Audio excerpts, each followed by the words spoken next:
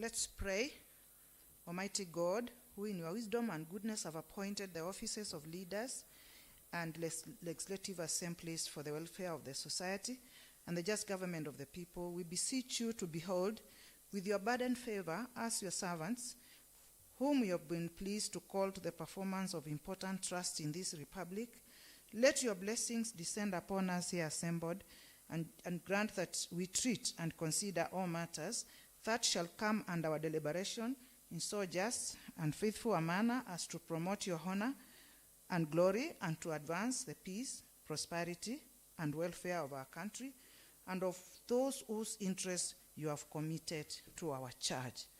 Amen.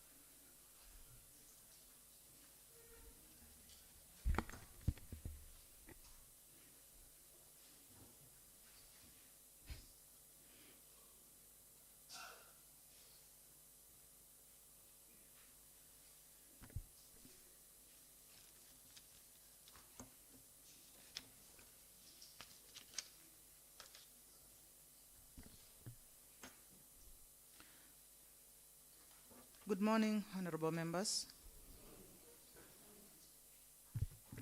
Welcome to today's session. I'm again very impressed. Thank you. Thank you, members. We can start off. Clerk, take us through. Order number 1, administration of oath. Next order. Order number 2, communication from the chair. Next order. Order number 3, messages. Next order. Order number 4, petitions. Next order. Order number 5, papers. At this point, may I invite Honorable Nicholas Nzioka to come forward and lay down the papers. Honorable Nicholas Nzioka. Thank you, Madam Speaker. Honorable Speaker, I beg to lay the following papers on the table of the Assembly today, Wednesday, 4th December 2024. Number 1, integrated development plans for Machakos, Mavoko, and Kangundo Tala municipalities. Number 2, first quarter Machakos County consolidated financial statements for the financial year 2024-2025. Thank you, Madam Speaker. Thank you, Honorable Member. The two papers, Roman 1, is committed to the Decentralized Unit and County Administration Committee. And Roman 2, that paper is committed to the Finance and Revenue Collection Committee. There is another paper to be laid by Honorable Anastasia Mutevu. Honorable Anastasia Mutevu, come forward and lay that other paper.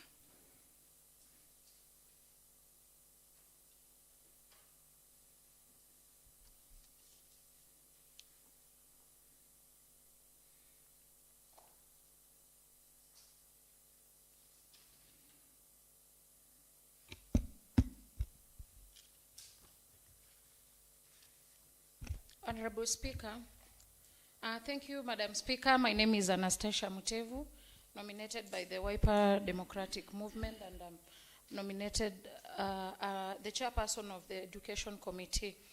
Honorable Speaker, I beg to lay the following papers on the table of the Assembly today, Wednesday, 4th December 2024. 1. Integrated development plans for MACHAKOS. Honorable Speaker, I beg to lay the following paper on the table of the Assembly today, Wednesday, 4th December 2024.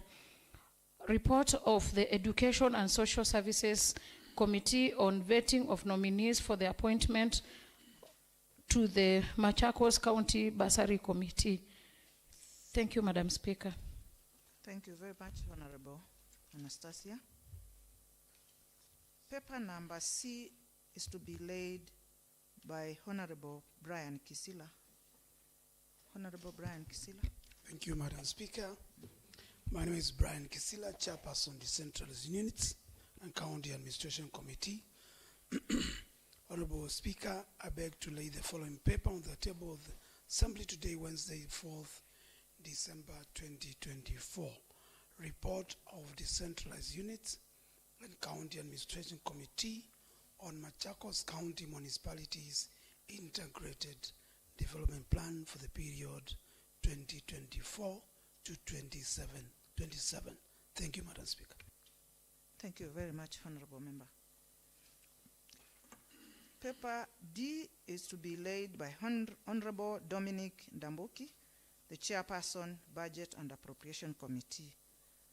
Honorable Dominic Ndambuki.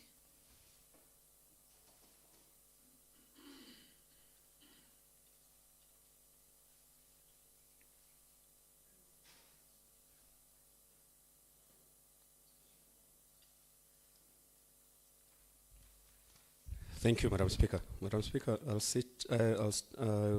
stand on behalf of the Chair Budget because I'm a member of that committee, with your permission. Thank you. Honorable Speaker, I beg to lay the following paper on the table of the Assembly today, Wednesday, 4th December 2024. The report of Budget and Appropriation Committee on the first supplementary budget estimates for the county government and the Assembly for the financial year 2024-2025. Thank you, Madam Speaker. Thank you, Honorable Member. We have a paper to be laid by Honorable Benjamin Kinyungu, Chairperson, Social Welfare and Sports Committee. Honorable Kinyungu, proceed.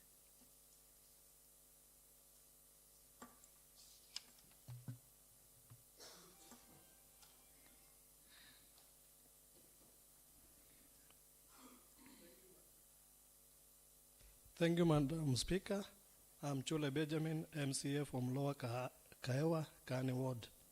Honorable Speaker, I beg to lay the following paper on the table of the Assembly today, Wednesday, 4th December 2024.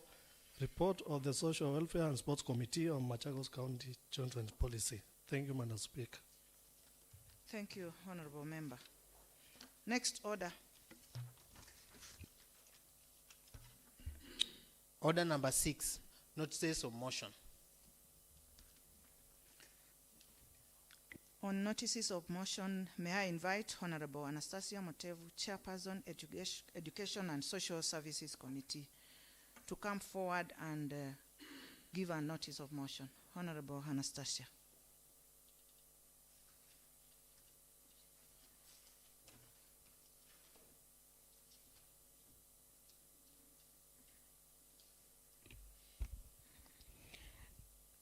Thank you, Madam Speaker. I want to give a notice of motion. Notice of motion.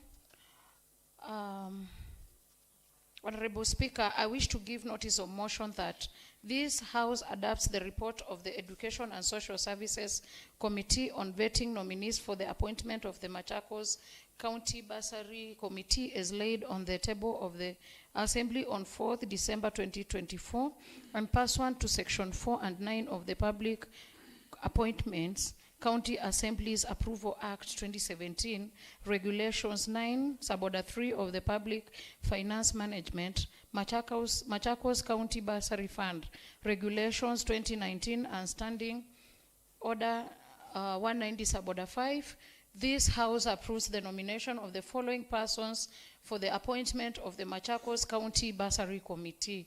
1, Anthony Munyao Kitungi, the chairperson. 2, Reverend James Zola, faith-based representative. 3, Justina Momo Stephen, faith-based representative. 4, Robert Musioka, youth representative. 5, Caroline Mutanu Kimandi, youth representative. 6, Anandunge Munyao, PWD representative. 7, John Muthoka, a PWD representative. 8, Derek Mutunga, public administration representative. 9, Doris Mangea, public administration representative. Thank you, Madam Speaker. Thank you, Honorable Member.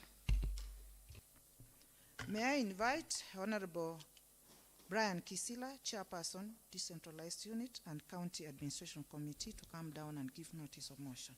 Thank you, Madam Speaker. My name is Brian Kisila, Chairperson, Decentralized Units and County Administration Committee. Honorable Speaker, I wish to give notice of motion that pursuant to Standing Order 190B, 195, this Assembly adopts the report of the Decentralized Units and County Administration Committee on Machakos County Municipalities Integrated Development Plan for the period 2024 to 2027 as laid on the table of the House of the Assembly on 4 December 2024. Thank you, Madam Speaker. Thank you, Honorable Member. May I invite Honorable Benjamin Kinyungu, Chairperson, Social Welfare and Sports Committee, to come forward and give another notice of motion. Honorable Kinyungu.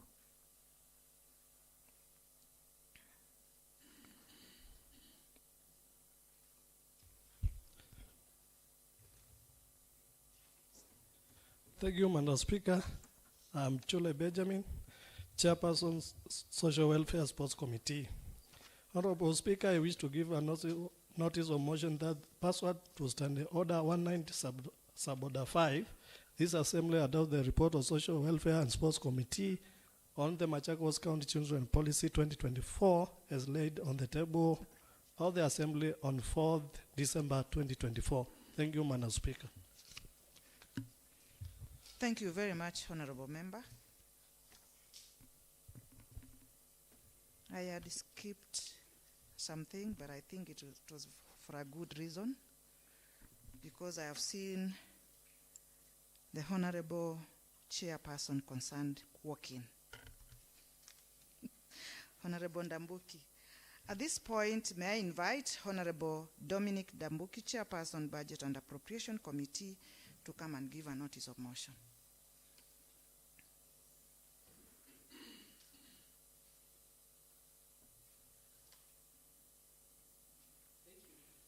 Thank you, Honorable Speaker. And I wish to give a notice of motion that, pursuant to Standing Order number 208, this Assembly adopts the report of Budget and Appropriations Committee on the first supplementary budget estimates for the county government and the Assembly for the fiscal year 2024-2025, tabled in the Assembly on 4th December 2024. Thank you, Honorable Speaker. Thank you, Honorable Member. Next order, Clerk. Order number 7, statements. On statements, may I invite Honorable Nicholas Nzioka, Majority Leader, to come forward and make several statements. Thank you, Madam Speaker. Honorable Speaker, the House Business Committee met today, 4th December 2024, to prioritize business for the House as forwarded by committees and honorable members pursuant to the provisions of Standing Order number 151, Suborder 6D. The committee balloted business as follows.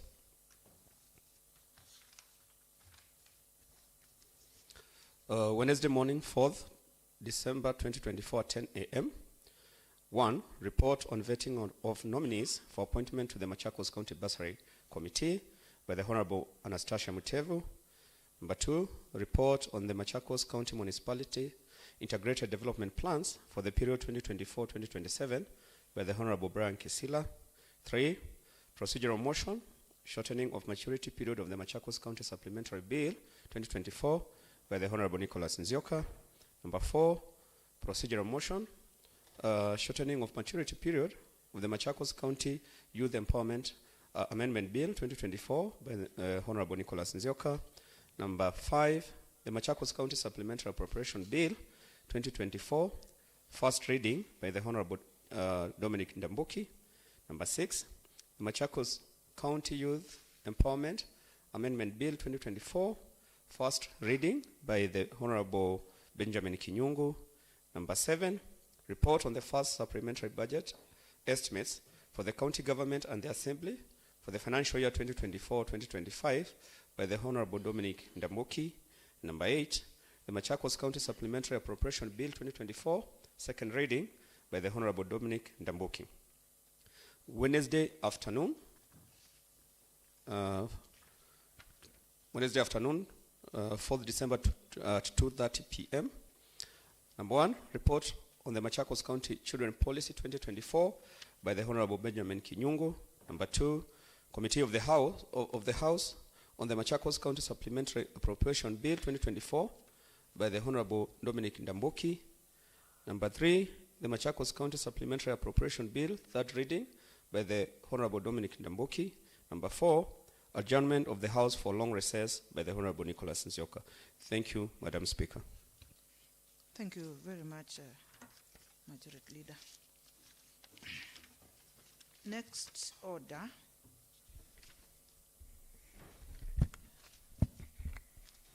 Order number 8, special motion, approval of report on the vetting of nominees for appointment to the Machakos County Bursary Committee.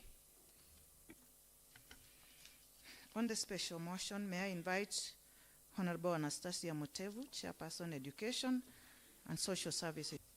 Thank you, Madam Speaker. My name is Anastasia Mutevu, Chairperson of Education and Services and Social Services Committee. I'm nominated by WIPA to this Honorable House. Honorable Speaker, I wish to move the motion that this House adopts the report on of Education and Social Services Committee on vetting of nominees for the appointment to the Machakos County Bursary Committee as laid on the table of the Assembly on 4th December 2024, and pursuant to Section 4 and 9 of the Public Appointments County Assembly's Approval Act 2017, Regulation 9, Suborder 3 of the Public Finance Management, Machakos County Bursary Fund, Regulations 2019, Standing Order 190, Suborder 5. This House approves the nomination of the following persons for the appointment of the Machakos County Bursary Committee. 1, Anthony Munyao Kitungi, the chairperson. 2, Reverend Joseph Nzola, faith-based representative. 3, Justina Mumo Stephen, faith-based representative. 4, Robert Musioka, youth representative. 5, Caroline Mutanu Kimanthi, youth representative. 6, Anna Ndunge Munyao, PWD representative. 7, John Muthoka, PWD representative. 8, Derek Mutunga, public administration representative. And 9, Doris Mangea, public administration representative. Thank you, Madam Speaker. Thank you, Honorable Member. We may call now. And Madam Speaker, I kindly ask the Vice Chair of Education, Honorable Phoebe Koki, to second. Thank you, Honorable Phoebe Koki. Thank you, Madam Speaker, and the members of this House. I am Phoebe Koki, a special elected member by the Maendeleo Chap Party. I stand to second. Thank you, Madam Speaker. Thank you, Honorable Member. I now propose the question that the House adopts the report of Education and Social Service Committee on vetting of nominees for appointment to the to the Machakos County Bursary Committee as laid on the table of the Assembly on 4th December 2024 and pursuant to Section 4 and 9 of the Public Appointments County Assemblies Approval Act 2017, Regulations 9, Subregulation 3 of the Public Finance Management Machakos County Bursary Fund Regulations 2019, and Standing Order 190, Suborder 5. This House approves the nomination of the following persons for appointment to the Machakos County Bursary Committee. Number 1, Anthony Munyao Kitungi, who is the chairperson.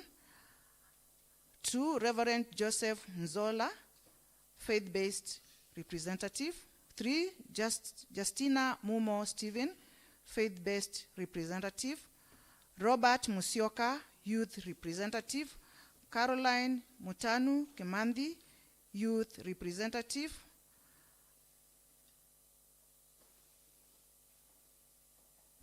Let's have one meeting.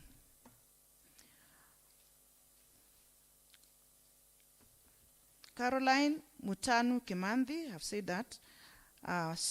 6, Anandunge Munyao, PWD representative.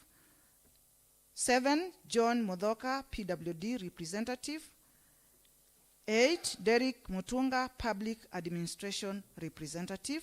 And 9, Doris Mangea, public administration representative. Before I invite members to debate this motion, I'd like to request the mover of the same to come forward and highlight. And I also asked that if on this, we have a long day today, so that you can be able to accomplish the work before us. Thank you, Madam Speaker. Allow me to go to page 4 to 6 on the forward, which carries everything of this report. Forward.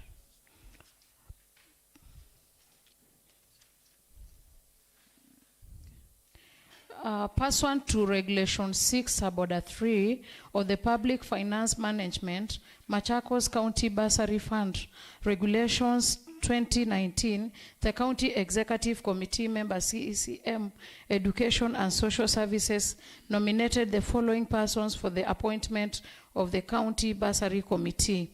1, Anthony Munyao Kitungi, nominee for the position of chairperson. 2, Anna Ndunge Munyao, woman nominee representing persons with disabilities. 3, John Mutunga, man nominee representing persons with disabilities. John Muthoka, sorry. Yes. 4, Reverend Joseph Nzola, man nominee representing faith-based organizations. 5, Justina Mumo Stephen, woman nominee representing faith-based organizations. 6, Robert Musioka, man nominee representing the youth. 7, Caroline Mutanu Kimandi, woman nominee representing the youth. 8, Derek Mutunga Motilu, man nominee with the experience in public administration. And 9, Doris Munyanyi Mangea, a woman nominee with experience in public administration. Notification of the nominations was conveyed to the clerk of the County Assembly through reference letter number that, dated 14th November 2024, for nine nominees for the appointment as chairperson and members of County Bursary Committee following expiry of the term of the previous committee. On Tuesday, 19th November 2024, the Speaker of the County Assembly read the message from the CECM, Education and Social Services, communicating the names of the nominees. Further, pursuant to Section 7, Suborder 1 of the Public Appointments, County Assemblies Approval Act 2017, and Standing Order 42, Suborder 2, and 190, Suborder 5F, the names of the nominees were committed to the Education and Social Services Committee for the approval, hearing, and reporting to the House within 21 days.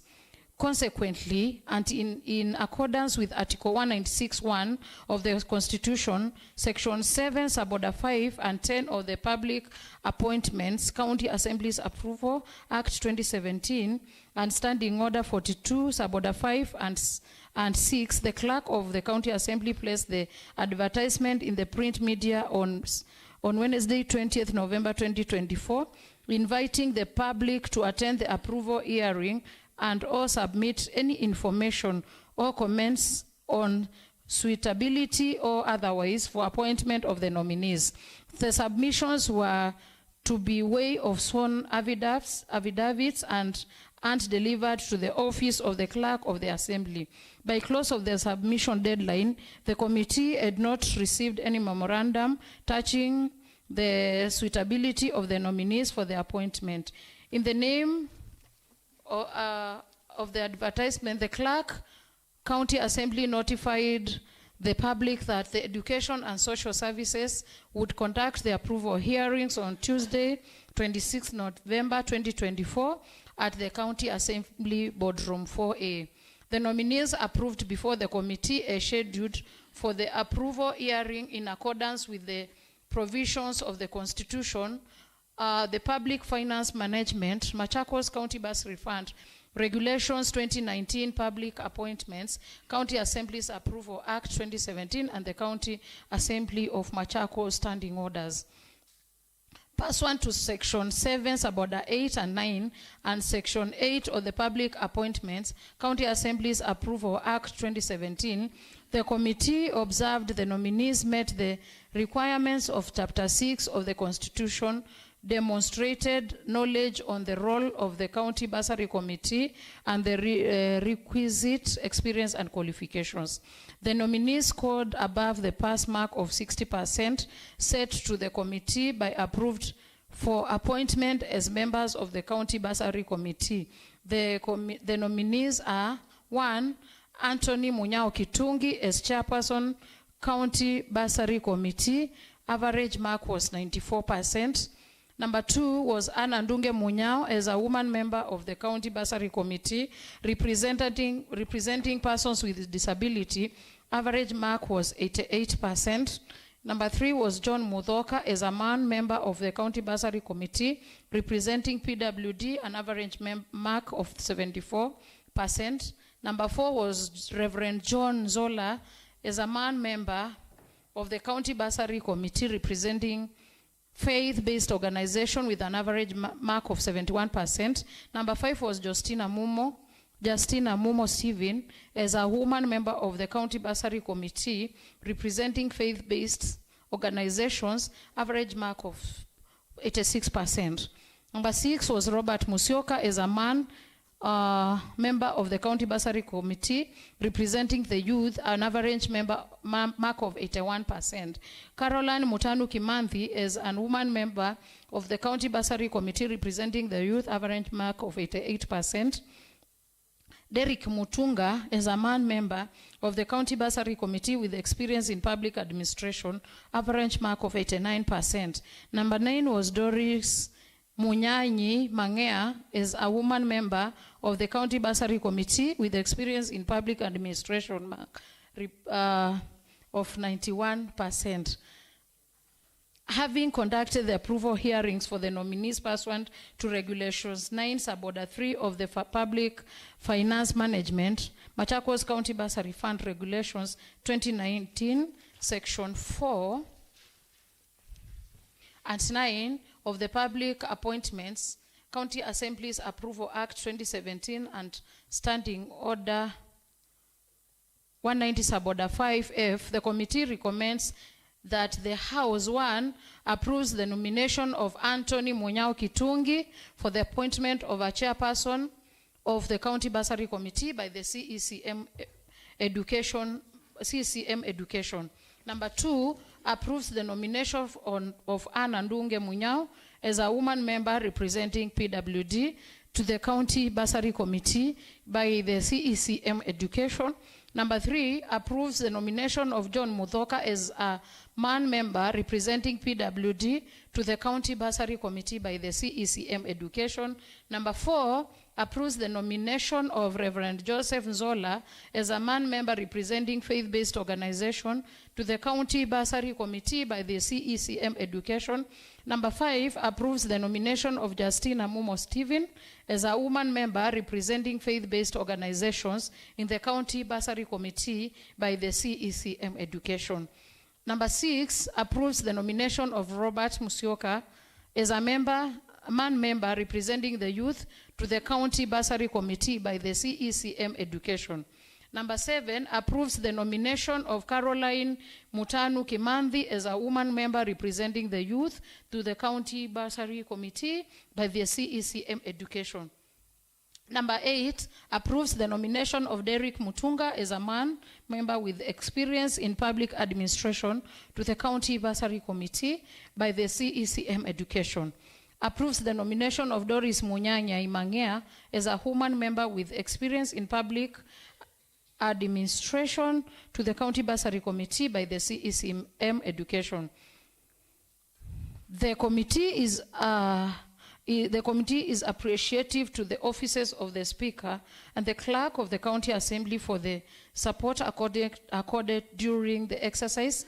I wish to also express my sincere appreciation to the honorable members, I wish to also express my appreciations to the dear honorable members of the Committee of the Committee on Education for their dedication and participation in this exercise.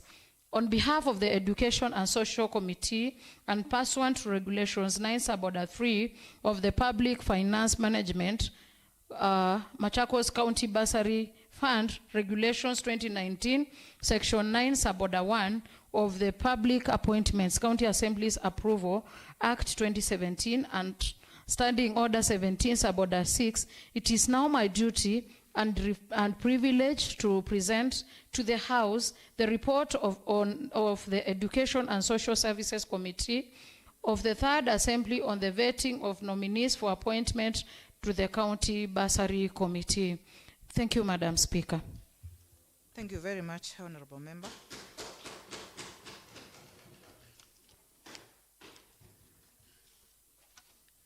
Now the floor is yours, members, to debate on this motion.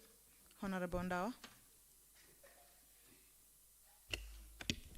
Thank you, Madam Speaker. My name is Judas Ndawa, a member representing the great people of Matu.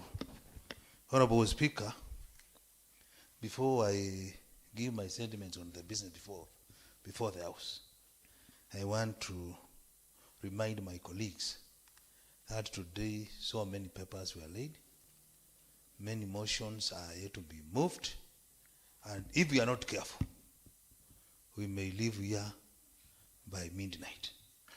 So, Honorable Speaker, it's my humble request that we don't debate much.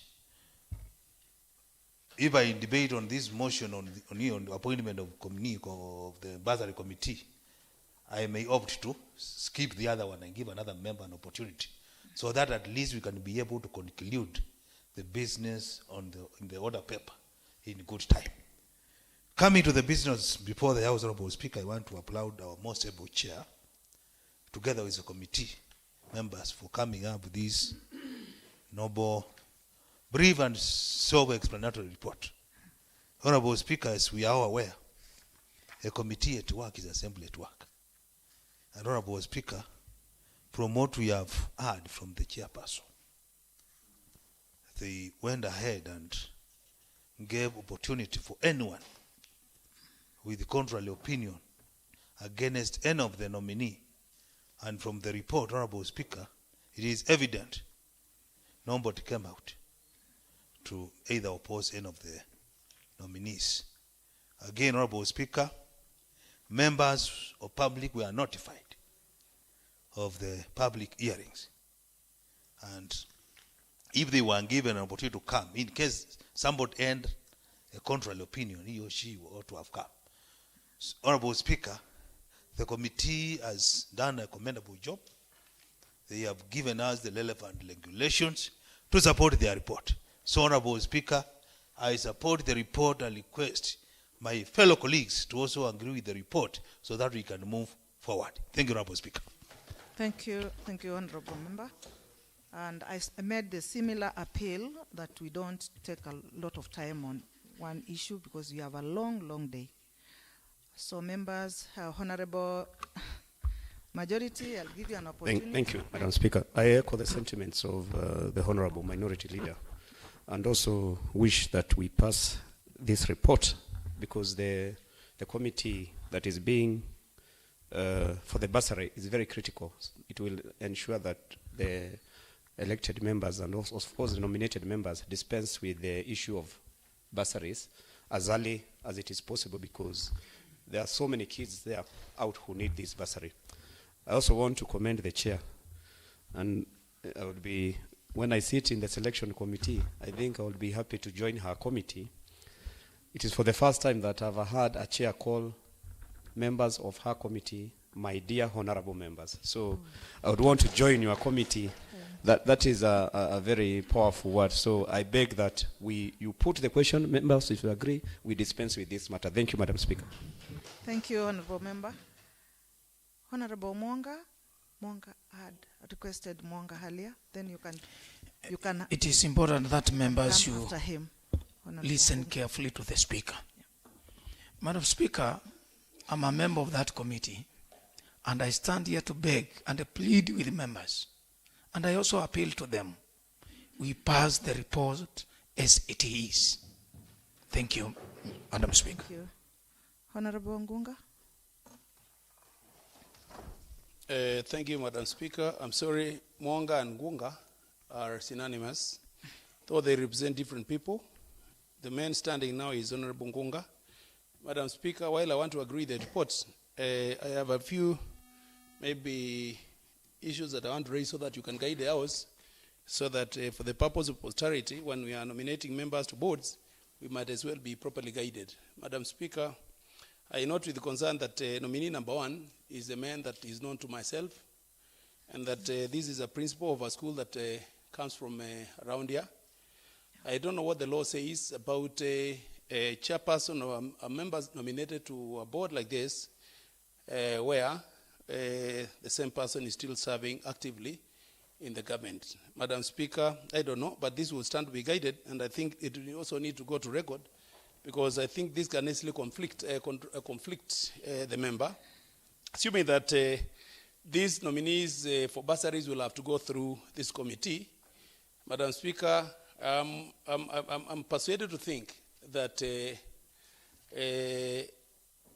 nominee for the position of chairperson, being a principal and sitting or reading a school that has children to the tune of 800, could easily be conflicted. Madam Speaker, I am just asking for your opinion on the guidance on this matter, because this is a principal of high school, not retired, active. And so while members would want this report to go through in a quick, and I want to support the same, Madam Speaker, those are every matters that will need to be weighed. I don't know whether the committee chaired by Anastasia had to look at this, and I don't know whether they were able to look at what the law says about this. If they did, then they will be telling us. But I am the opinion that, Madam Speaker, Machakos County is not devoid of members that are impartial, that will not easily be conflicted when they are sitting in these boards here. Madam Speaker, remember, we have had issues with our bursaries. Last year, bursaries delayed for a very long time here. 1, because of the procedure that was used. 2, because of the people that were also chairing the same. And Madam Speaker, while we would want these committees to be in place, we also need to have the right people sitting in those bursary committees. Madam Speaker, I seek your guidance. Madam Speaker, allow me to stand under standing order number 78B. It allows for explanation. And Honorable Ngunga, what he has sought, the law is silent on that. It doesn't say if you are in service, you should not be a board member. Or it doesn't say it is only those who are not in service who should be nominated to the board. I think that one is clarified. Thank you. Point of information, Honorable Speaker. Honorable Member. Thank you very much for clarification. Point of information. Honorable Speaker, I just want to inform my colleague, who happen to be my good brother here, Honorable Ngunga, and he's a member from my party, that a difference exists between a board and a committee. The education committee is talking of county bursary committee, not board. A board is more superior than a committee. Number two, if the law is silent, what I believe my brother has is perception. And it is evident that all what you think is not right. So since it is not captured anywhere in the regulations which are cited, because the regulations have been cited in that paper, the law is very clear. Anyone can be appointed, whether you are serving or not serving. You can sit in those committees. We are serving members. Why are we members of committees and we are serving members? So, Honorable Speaker, we don't have to waste a lot of time on this. Let us put the question.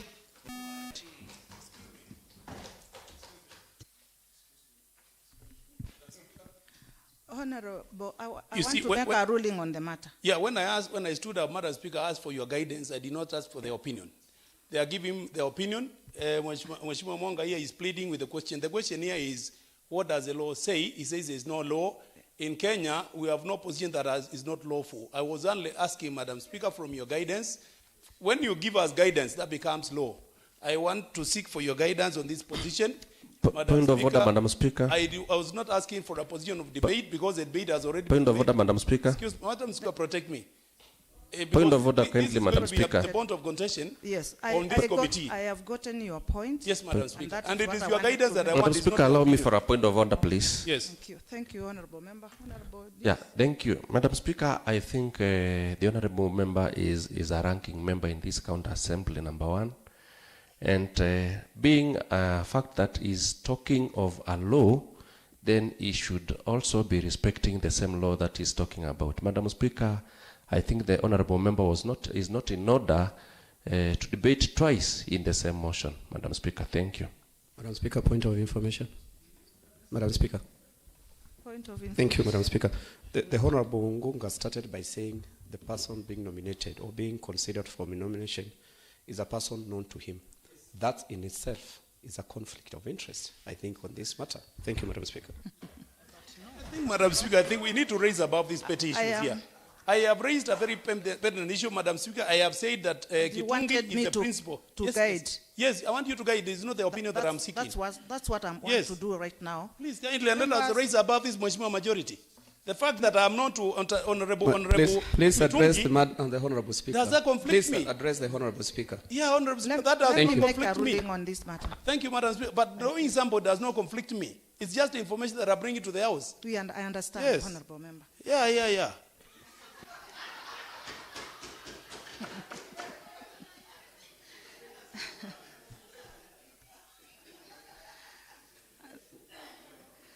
I hear on you, honorable members.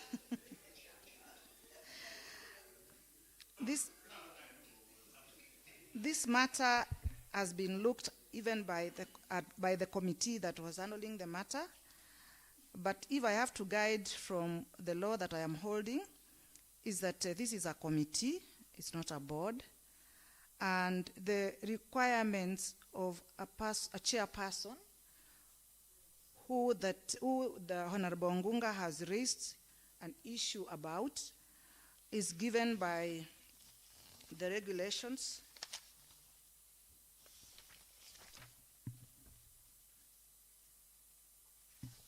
The regulations that I'm holding, that is MACHAKOS County Subsidiary Legislation 2019, that says that there is established a committee to be known as County Bursary Committee with the composition as follows: one person with at least a degree in education, with experience in matters relating to education, who has ordinarily been residing in the county for at least 10 years preceding the appointment and who shall be the chairperson. Those are the requirements of that particular position. And I believe the committee looked at the qualifications and they have met, the chairperson has met those qualifications. So members, let's not continue debating on this matter. This matter is settled. We are on the right track. And I want at this moment to call upon the mover of the motion to come and reply.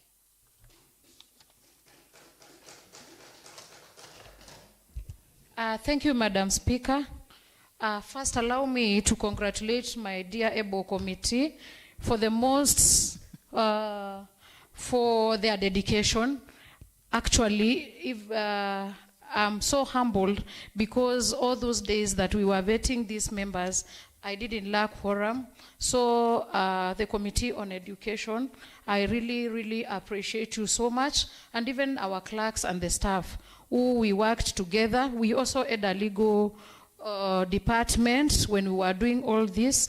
I wish to congratulate them. Honorable Ngunga, I think the Speaker has taken us through the regulations. Madam Speaker, we followed all the regulations. We scrutinized all the members. We checked on their qualifications, and no member lacked qualification. Actually, we have attached them on our report, so members can go through them on their time. So the main function of this committee, they will oversee the administration of the fund. And when we looked at their qualification, they are equal and able to the task. So, Honorable House of the Third Assembly, I wish to thank you so much for supporting this committee, which will help us and will also help the Department of Education actualize by giving bursaries by January. So we thank you so much, Madam Speaker. Thank you very much, Honorable Member. I now put the question that this House adopts the report of Education and Social Services Committee on vetting of nominees for appointment to the Machakos County Bursary Committee as laid on the table of the Assembly on 4th December 2024 and pursuant to Section 4 and 9 of the Public Appointments County Assemblies Approval Act 2017, Regulation 9.3 of the Public Finance Management Machakos County Bursary Fund Regulations 2019 and Standing Order 195. This House approves the nomination of the following persons for appointment to the Machakos County Bursary Committee. Number 1, Anthony Munyao Kitungi, the chairperson. 2, Reverend Joseph Nzola, faith-based representative. Justina Mumo Stephen, faith-based representative. 4, Robert Musioka, youth representative. 5, Caroline Mutanu Kimanthi, youth representative. 6, Ndunge Munyao, PWD representative. John Mudhoka, PWD representative. 8, Derek Mutunga, public administration representative. And 9, Doris Mangea, public administration representative. As many are of the opinion, say aye. Aye. As many are of the contrary opinion, say nay. The ayes have it.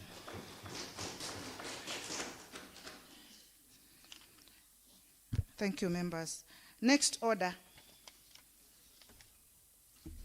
Order number 9, motion, approval of report on consideration of Machakos County Municipalities integrated development plans for the period 2024 to 2027. May I invite Honorable Brian Kisila, Chairperson, Decentralized Unit and County Administration Committee, to move that motion. Thank you, Madam Speaker. With the speed at which we are moving, we need to move quicker than that. Honorable Speaker, I wish to move the motion that pursuant to Standing Order number 190 into bracket 5, this Assembly adopts the report of the decentralized units and County Administration Committee on consideration of Machakos County Municipalities Integrated Development Plan for the period 2024 to 2027 as laid on the table of the House on 4th December 2024. I call upon my able Vice Chairman, Honorable Molinge, to second. Madam Speaker, I stand to second the report. Madam Speaker, the plan, the plan under consideration of the municipal will address the challenges, the areas within municipalities they are passing. One, lack of electricity and even bad roads. And if the House will approve the report, honorable members within the municipality, they will not have hard times in their wards. They will be not forced to walk on sewage water. So I stand to second the report. Thank you, Madam Speaker. Thank you, Honorable Molinga. Thank you very much. I now propose the question that, pursuant to Standing Order 190, Suborder 5, this Assembly adopts the report of the Decentralized Unit and County Administration Committee on consideration of Machakos County Municipalities Integrated Development Plan for the period 2024 to 2027 as laid on the table of the Assembly on 4th December 2024. Before I invite members to debate the motion, I would request the mover to give us some highlights on the same. Point of order, Madam Speaker. Point of order granted. Thank you, Madam Speaker. I'm standing on point of order under Standing Order number 27 to request extension of time. Honorable Speaker, that's aware that Standing Order number 27, Suborder 2, provides that the Speaker shall interrupt business at 12:30 p.m. for the morning sitting. Aware that Standing Order number 27, Suborder 3, provides that the House may resolve to extend its sitting time. Aware that Standing Order number 27, Suborder 4, requires motion to extend sitting time to be moved at least 30 minutes before the time appointed of adjournment. Honorable Speaker, I beg to move the motion that the House resolves to extend its sitting time until the business is over. Thank you, Honorable Speaker. You may call a seconder. I call upon Honorable Ruth Wajiru to second the motion. Thank you, Honorable Wanjiru. Thank you. I now propose the question that this House resolves to extend its sitting time until the business of the day is concluded. I now put the question that this House resolves to extend its sitting time until the business of the day is concluded. As many as are of the opinion say aye. As many as are of the contrary opinion say nay. The ayes have it. Honorable Brian Kisila. Thank you, Madam Speaker. I want to start by thanking my dear committee. My members are here. In fact, Madam Speaker, before I make my submissions, I want to make it very clear that my committee is very committed. You saw the majority leader tabling the IDEP documents today. When these documents came last week on Wednesday, we decided not to wait for them to be tabled here. We decided to work on them because, Madam Speaker, this is the last condition for us to get the 1 billion funding from the World Bank. We have met all the other conditions, and this is the last condition, which we must have had to meet before the end of this year for us to get the World Bank funding. So I want to thank my very able members who are here, Honorable D, I can see him. Honorable Kasanga is here, Honorable Deputy Speaker is here, my very able Vice Chairman, Mheshimiwa Mulinge, Honorable Lloyd, and the rest also they are joining in. It was very commendable, and we worked, when you committed this document to us, we worked tirelessly last week, including even this weekend, to ensure that we table this document to this assembly. Why did you have to do that? So that the municipalities can get the funding and we can start having development coming our way. With those two remarks, Madam Speaker, I want to be very brief. Sure. I think, members, you have read the executive camp summary. IDEP, Integrated Development Plan, is a 5-year plan that provides an overall framework for urban governance, management, and development under Section 36, 39, and 41 of the Urban Areas and Cities Act. So the Urban Cities Act provides that every municipality should have an integrated development plan. So in my executive summary, Madam Speaker, we have outlined what is in the IDEP, what and other municipalities, Mavoko Municipality, Kangundo Tala Municipality, and Machakos Municipality, they prepared a very detailed IDEP, which was tabled to us. And Madam Speaker, we went through each one of those documents, and we are very comfortable with the content. On the receipt of the development plans, the committee, through its sittings, dated 27th, 28th, 29th, and this morning, discussed and analyzed the plans, including the brief notes provided for each plan. The committee engaged the CCM and Chief Officer, Department of Urban Planning, and Director and Managers of the municipal boards to discuss key issues related to the formulation of the plan.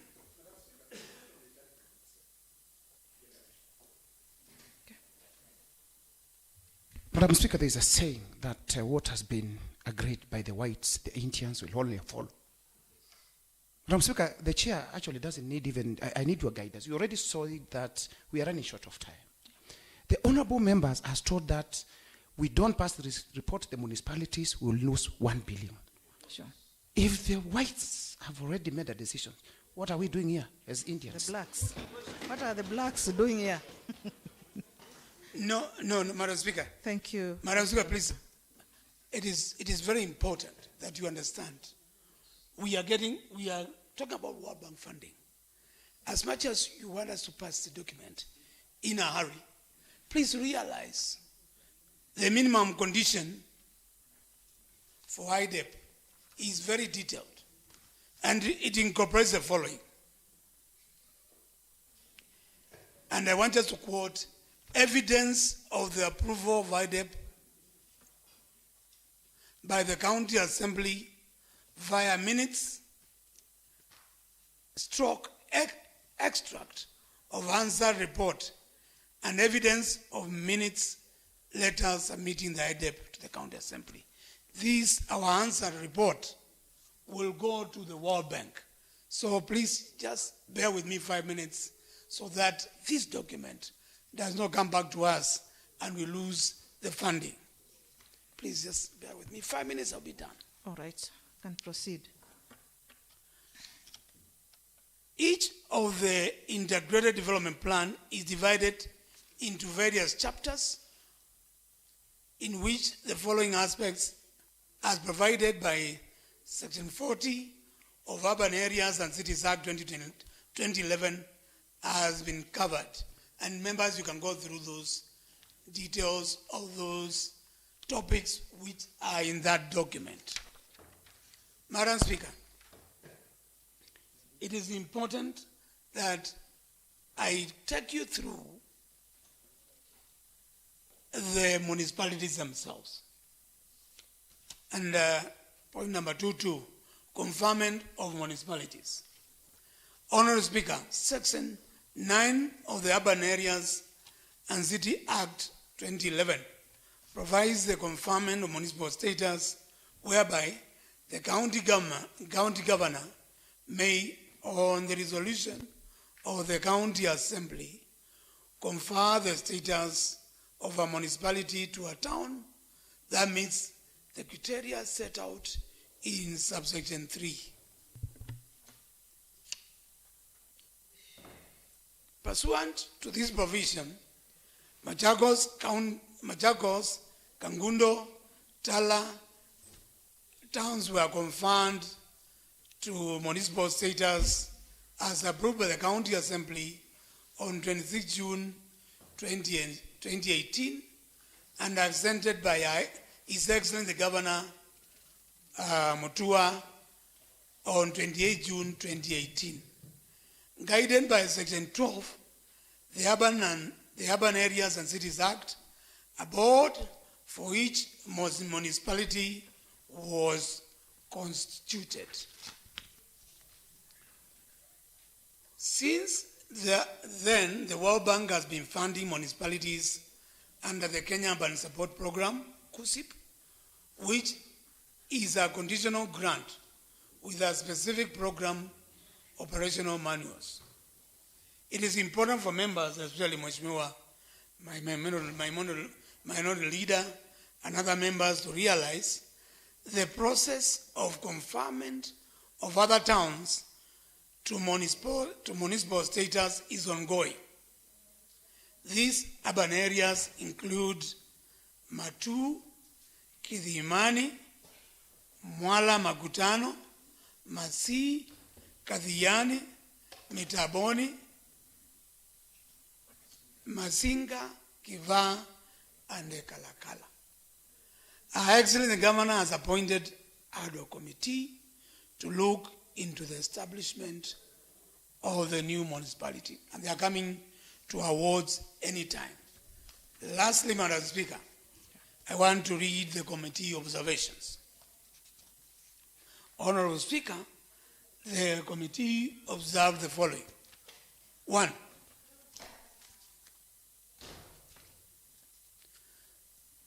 Section 39(1), 36(1) of Urban Areas and Cities Act 2011 provides that every city and municipality established under this act shall operate within the framework of integrated development planning, necessitating the need for IDEP to be approved by the House. The municipal board, in developing the IDEP, took into account the provisions of the Constitution of Kenya, the County Government Act, the Urban Areas and Cities Act 2011, and other relevant statutory requirements. Number 31, the department ensured that it considered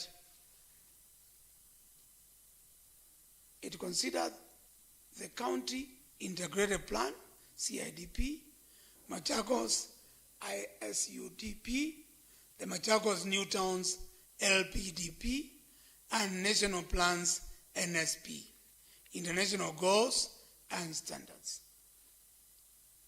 Number 32, the municipal boards carried out public participation, which is very important, in all the municipalities and engaged the community stakeholders and residents in the specific wards before, during, and after the preparation of IDEP. Number 33, the plans factored all the wards in the 3 municipalities.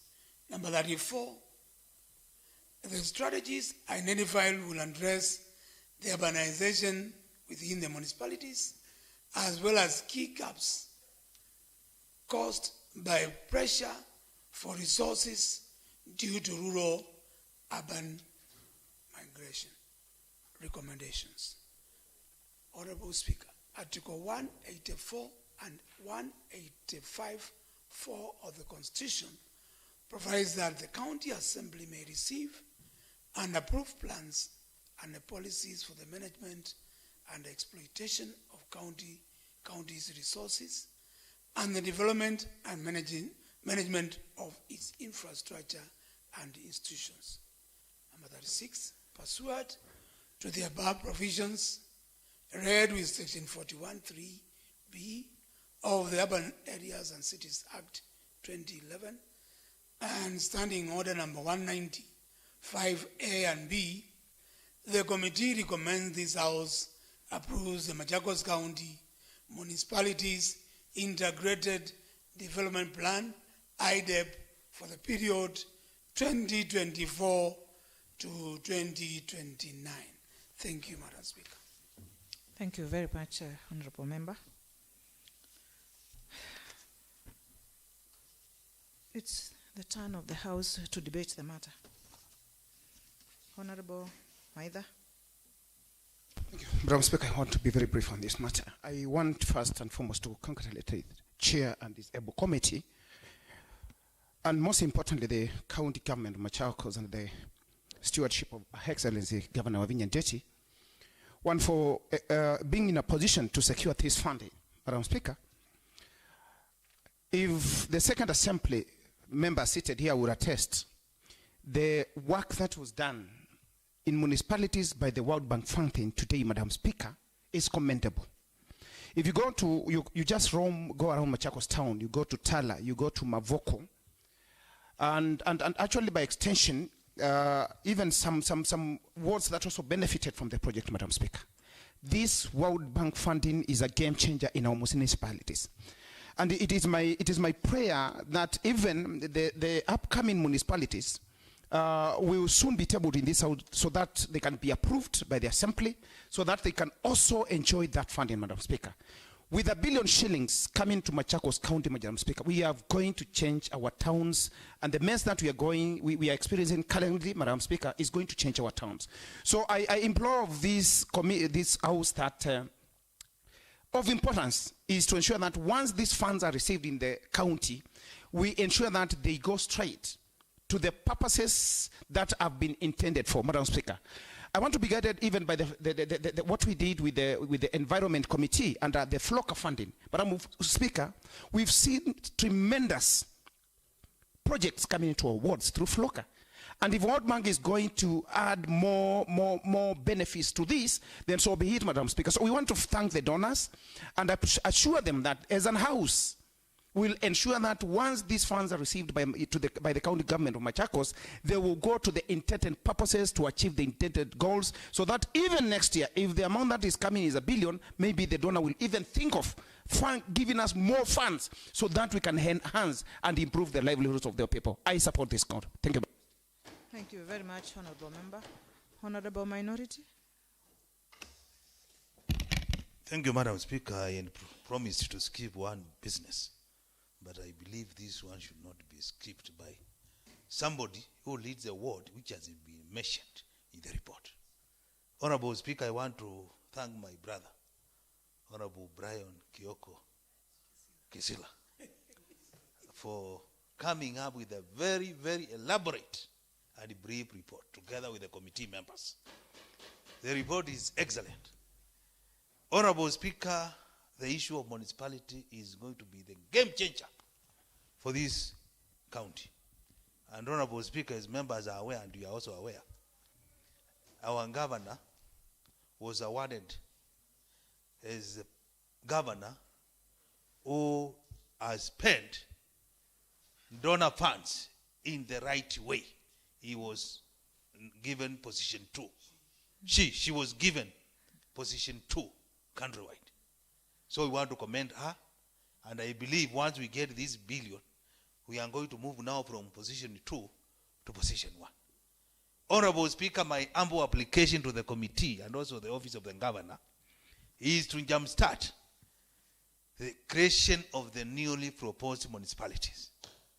Honorable Speaker, you are aware these assembly approved creation of 4 new municipalities, starting with Matu, which is going to be with Kedimane be termed as one municipality.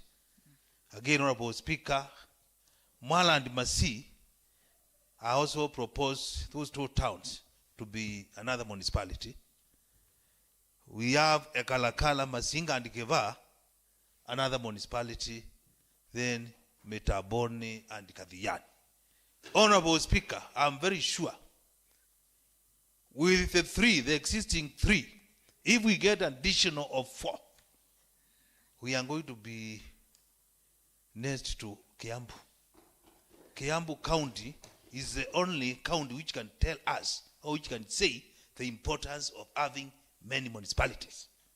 So, Honorable Speaker, I'm very sure we are now talking of 1 billion. I don't know whether members knows what is 1 billion. Honorable Speaker, 1 billion is money which can be spent by a child from day one, the moment he or she is born, up to 30 years, each day spending 100,000. Each day spending today, the child is born today, he or she spends 100,000, tomorrow 100,000, up to 30 years. That is what we call 1 billion. So, Honorable Speaker, this is the money we need to have in Matu, Kedimane, Kalakala and Mazinga, Mwala and Masi, so that we can change the face of those towns. Thank you, Honorable Speaker. I support the motion. Thank you, Honorable Member. I think the mood is that one of, thank you, members. May I invite the mover then to come and respond? Thank you, members. I like the mood of the House, and we are very excited about the funding.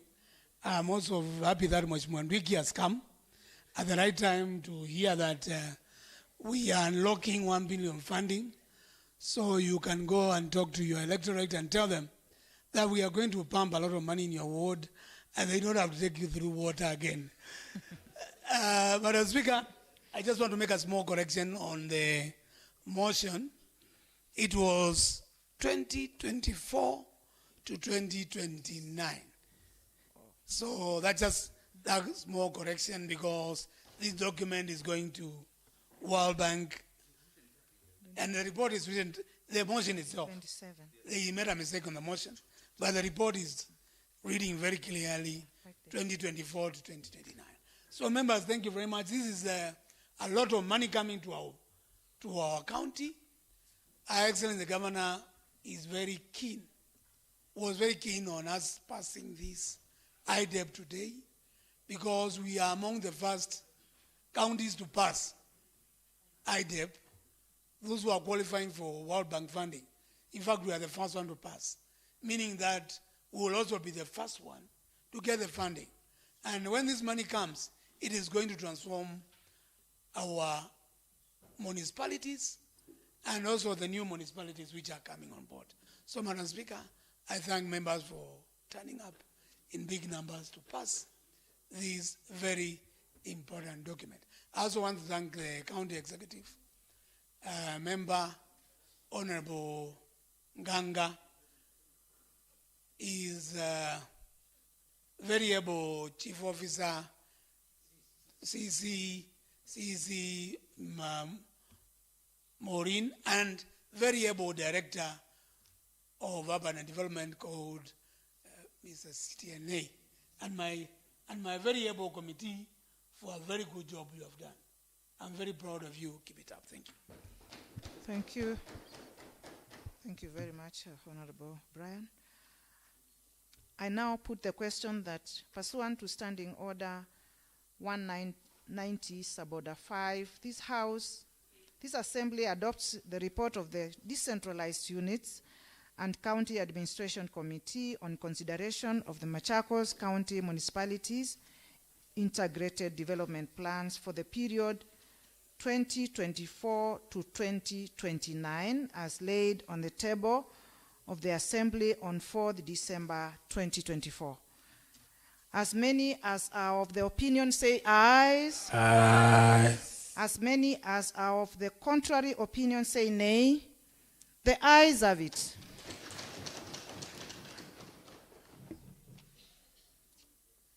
Thank you very much, members, for that. Next order. Order number 10, procedural motion, shortening of maturity of a bill.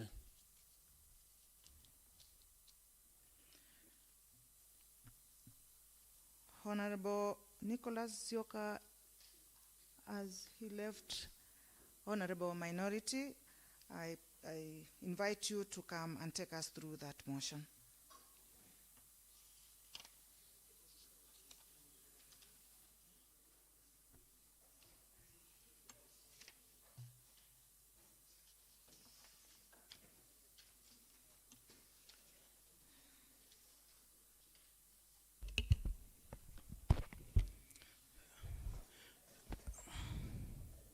Thank you, Madam Speaker.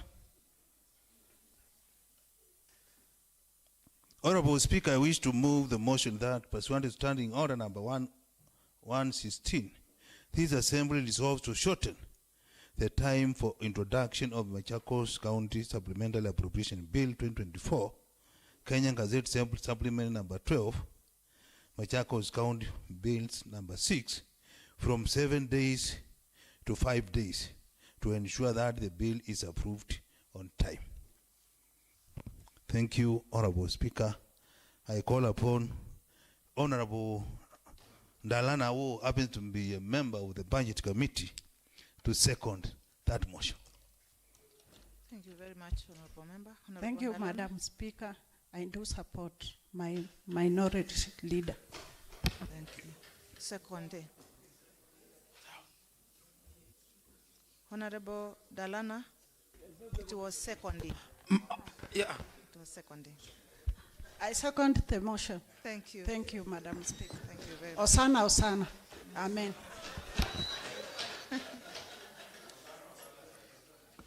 I now propose the question that order members.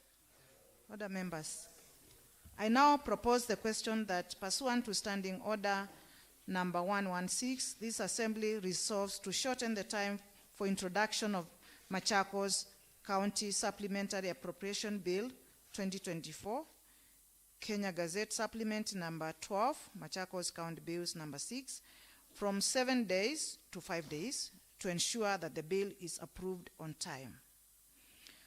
I now invite members to debate this motion. Honorable Maida, Honorable Diaz, Honorable Helen Deti. Thank you, Madam Speaker. Madam Speaker, before I proceed to support this motion, I need some clarifications from the Honorable Chair Budget and the committee, and especially the Chair. Madam Speaker, procedurally, when a supplementary budget is tabled before this House and committed to the relevant committee, it's supposed to be committed to the sectoral committees for interrogation and to relook into the reallocations that are supposed to be done so that committees agree with the report, Madam Speaker, so that in agreement it can be brought, they can bring their submissions to the committee, and then the committee now can table the document before this House. Madam Speaker, we need to be careful, and I request of the members to listen to me carefully. We need to be careful to avoid setting a precedence that may later on hound us, Madam Speaker. Why? As you know, Madam Speaker, it is now the first quarter is already ended for this financial year. And Madam Speaker, this was as a result of the demonstrations that were held that affected our budgets and implementations nationwide. And Madam Speaker, as we are seated here right now, Point of information, Madam Speaker. Point of information, Madam Speaker. Protect me, Madam Speaker. Point of information, Madam Speaker. It's very important. Yes. Point information granted. Thank you, Madam My brother, I'm not trying to oppose what you are saying. You are raising a pertinent issue. I just wanted to inform him that we are in the second quarter, which is almost ending, not first quarter. Additional information, Honorable Speaker. Granted. Yes, thank you, Honorable Speaker. I happen to be a member of that committee, and it is evident that there is a difference between the main budget and the supplementary budget. when we are making the main budget, that is when we subject for sectoral committees to interrogate each department.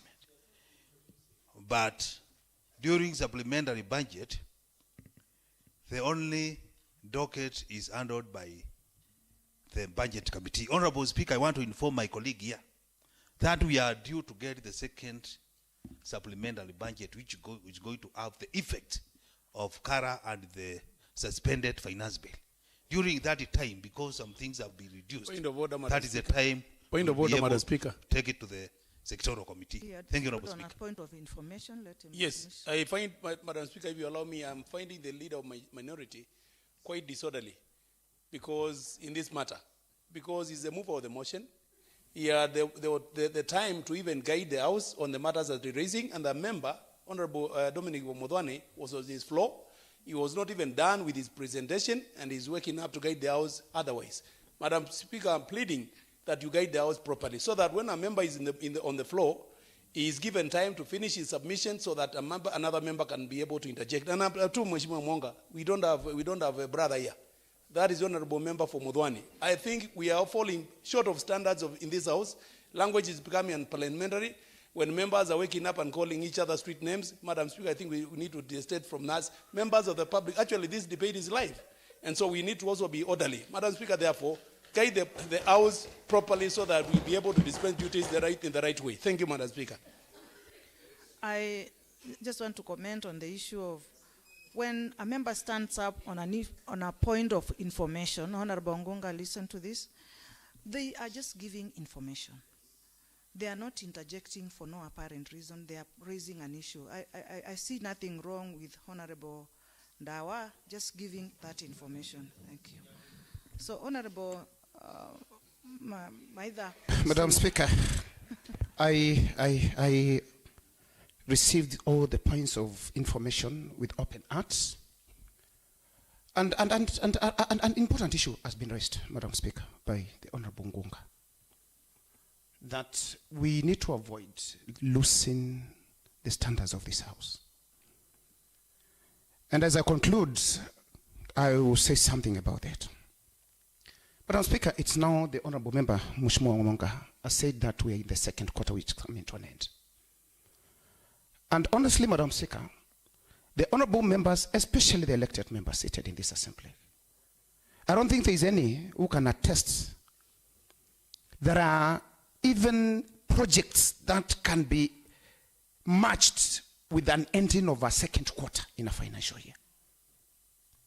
Madam Speaker, it is prudent, and it will be prudent enough for the chair committee, the chair budget committee, to prove beyond reasonable doubt before this House the reason as to do why we need to do a supplementary budget.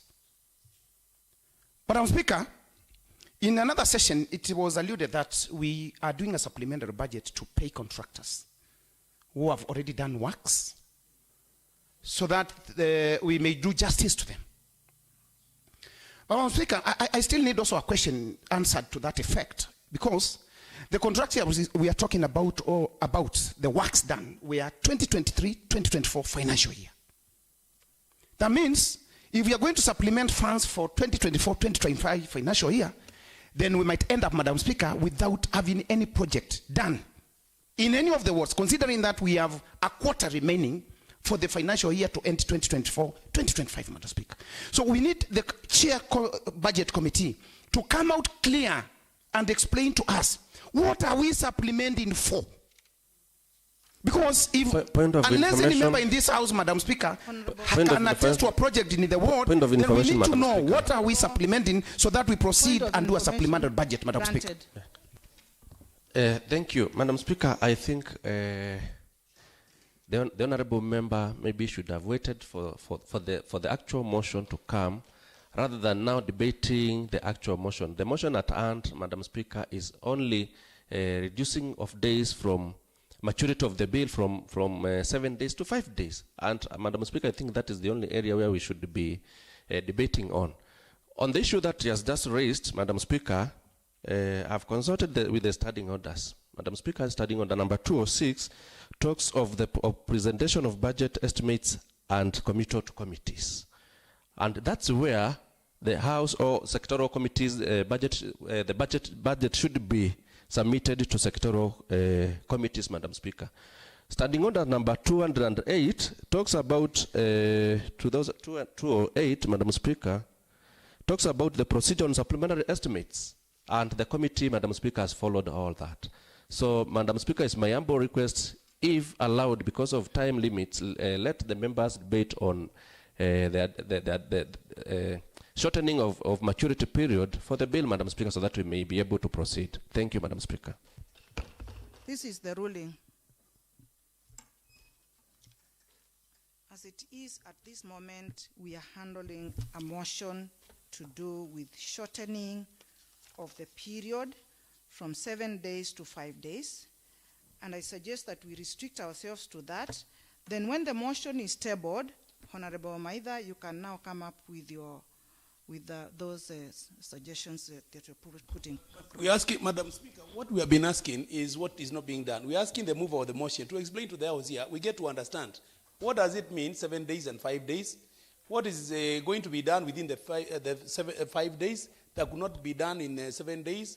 When are the 5 days elapsing? When are the 7 days? What is injured? What is getting injured if we don't go to the 7 days? That is not the question by Honorable Maida. No. I am with the mover. No, I'm not with Maida. I'm saying because we need to go to the motion, and the motion talks about shortening from 7 days to 5 days. Yes. And so I'm asking the mover of the motion, during the time he was moving, he should have explained to the House that we intend to shorten from 7 days to 5 days. Reason being that 7 days are going to end in such a day, 5 days are ending here, and the import of that is 1, 2, 3, so that members look at it and see whether this is going to injure anything. I have indicated, Madam Speaker, that we are live.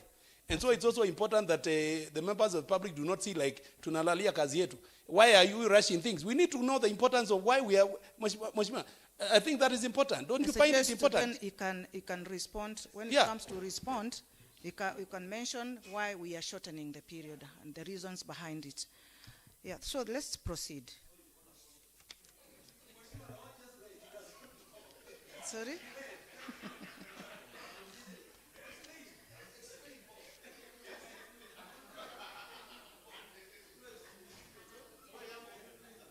Sorry? You can respond. Thank you very much, honorable members. Together with the Speaker. Honorable Speaker, I want to applaud my colleagues here.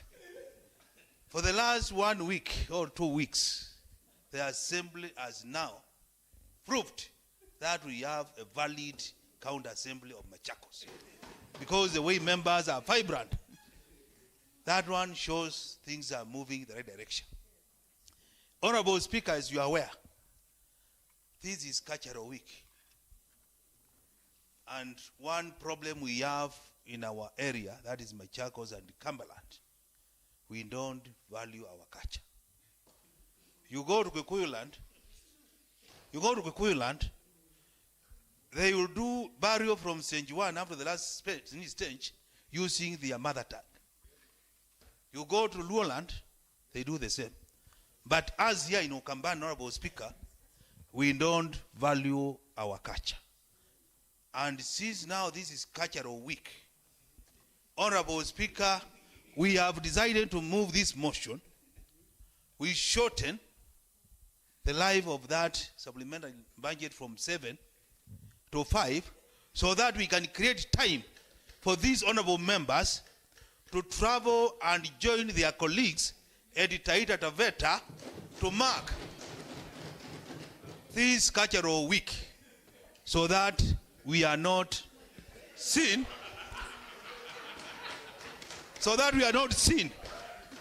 mandering our own culture. So, Honorable Speaker, that is the main reason. And in fact, Honorable Speaker, when Honorable Ngondi was giving us the majority leader. Madam Speaker, point of order. Madam Speaker, please, point of order. This is very serious. I'm starting on a very serious issue, Madam Speaker. And I beg Honorable Minority to get seated. Madam Speaker, we have been advised by the Honorable Member for Mua that we be orderly and we respect ourselves and other honorable members. Can the leader of minority tell us who is Wangondi? Because who is Ngondi? Because maybe he has used the name because we are in the cultural week, but I doubt, and I want to know, for the interest of all these other members, who is Ngondi? Because we don't have a member by such a name. Please. Thank you, Honorable Member. Honorable Minority. Thank you very much. That is what we call Machakos County Assembly. And that is what I've been expecting since we came here. In fact, if I can be rating now I'll give you 99, almost 100. Honorable Speaker, the majority leader of this house is one by name Honorable Nicholas Nsioka, alias Wangondi. Yes. So, for those who do not know the name, that is the name. So, Honorable Speaker, I'm pleading with my colleague here. We said we have a lot of business. And when the majority leader was giving us statement on the calendar of the assembly, he was clear that at the later date, at later time, today, he will be moving a motion on adjournment so that the assembly, I want to catch the attention of Honorable Ngonga. Yes, the assembly will be debating on a motion to adjourn its sitting today so that members can have time to go and take part in that cultural week. So that is the reason why we have to reduce. Point number 2 and the last one, Honorable Speaker. Point number 2 and the last one. Proceed. Yeah. If we continue delaying this supplementary budget, a lot of things will stall. Honorable Speaker, members of this county, the contractors, we are given some duties to do, including those who are given tenders to go and fence our ward offices and have not been paid. So, Honorable Speaker, the way we continue delaying, it means now the payment will continue and will be punishing those contractors for no apparent reason. So, Honorable Speaker, I agree with the members that we need to be giving explanation as to why we are shortening. That is a clear explanation, and I beg my colleagues to agree with me that we shorten from 7 to 5 days. Thank you, Honorable Speaker. Thank you. Thank you, Honorable Member.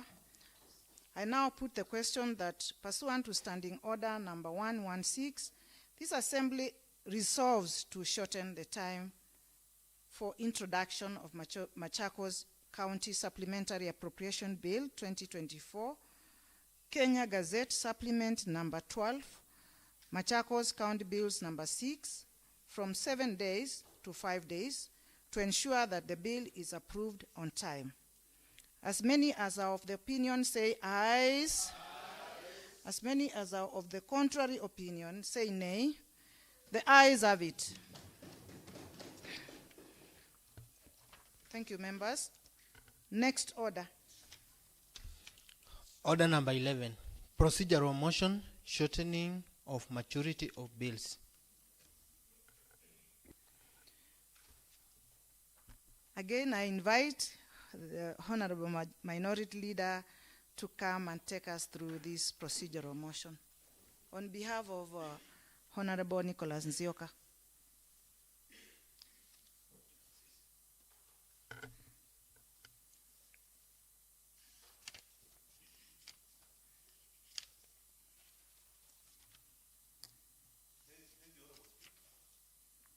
Thank you, Honorable Speaker. Honorable Speaker, I wish to move the motion that, pursuant to Standing Order number 116, this Assembly resolves to shorten the time for introduction of Machakos County Youth Empowerment Amendment Bill 2024, Kenya Gazette Supplement number 13, Machakos County Bills number 7, from 14 days to 5 days today to ensure that the bill is approved on time. Honorable Speaker, if you allow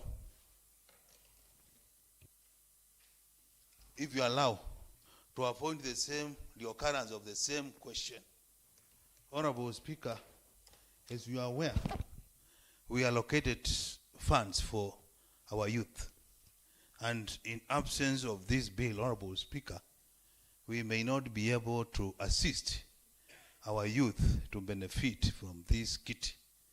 And since, as I said, the Assembly will be adjourning today, we have found it wise to bring this special motion to request honorable members to agree with us that we shorten the period so that we can approve the bill, so that as we come back after long recess, we have funds to assist our youth do their businesses. Thank you, Honorable Speaker.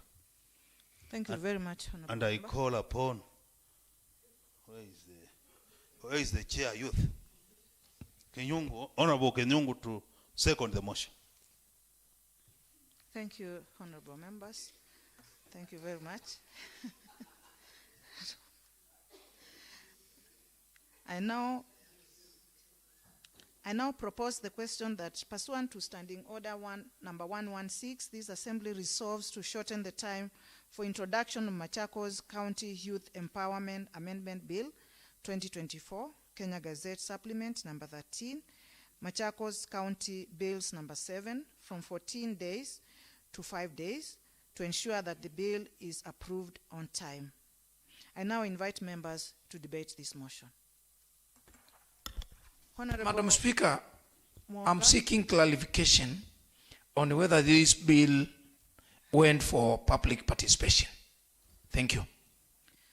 I suggest you wait when the bill is on the table, you can question the participation. At the moment, we are dealing with the extension of time only. Thank you. Members, let's debate the motion. Or do I put the question? I now put the question that pursuant to Standing Order number 116, this Assembly resolves to shorten the time for introduction of Machakos County Youth Empowerment Amendment Bill 2024, Kenya Gazette Supplement number 13, Machakos County Bills number 7, from 14 days to 5 days, to ensure that the bill is approved on time. As many as of the opinion say ayes. As many of the contrary opinion say nay. The ayes have it. Next order. Order number 12. The Machakos County Supplementary Appropriation Bill 2024, Kenya Gazette Supplement number 12, Machakos County Bills number 6, first reading. I invite the clerk to read the title of the bill. A bill for an act of the County Assembly of Machakos to authorize the issue of a sum of money out of the County Revenue Fund and its application towards the services of the year ending 30th June 2025, and to appropriate that sum for certain public services and purposes. Thank you, clerk. I commit the bill to the Budget and Appropriation Committee for consideration. Next order. Order number 13. The Machakos County Youth Empowerment Amendment Bill 2024, Kenya Gazette Supplement number 13, Machakos County Bills number 7, first reading. I invite the clerk to read the title of the bill. A bill for an act of the County Assembly of Machakos to amend the Machakos County Youth Empowerment Act number 11 of 2022 and for connected purposes. I commit the bill to Social Welfare and Sports Committee for consideration. Next order. Order number 14, motion. Approval of the first supplementary budget estimates for the financial year 2024-2025.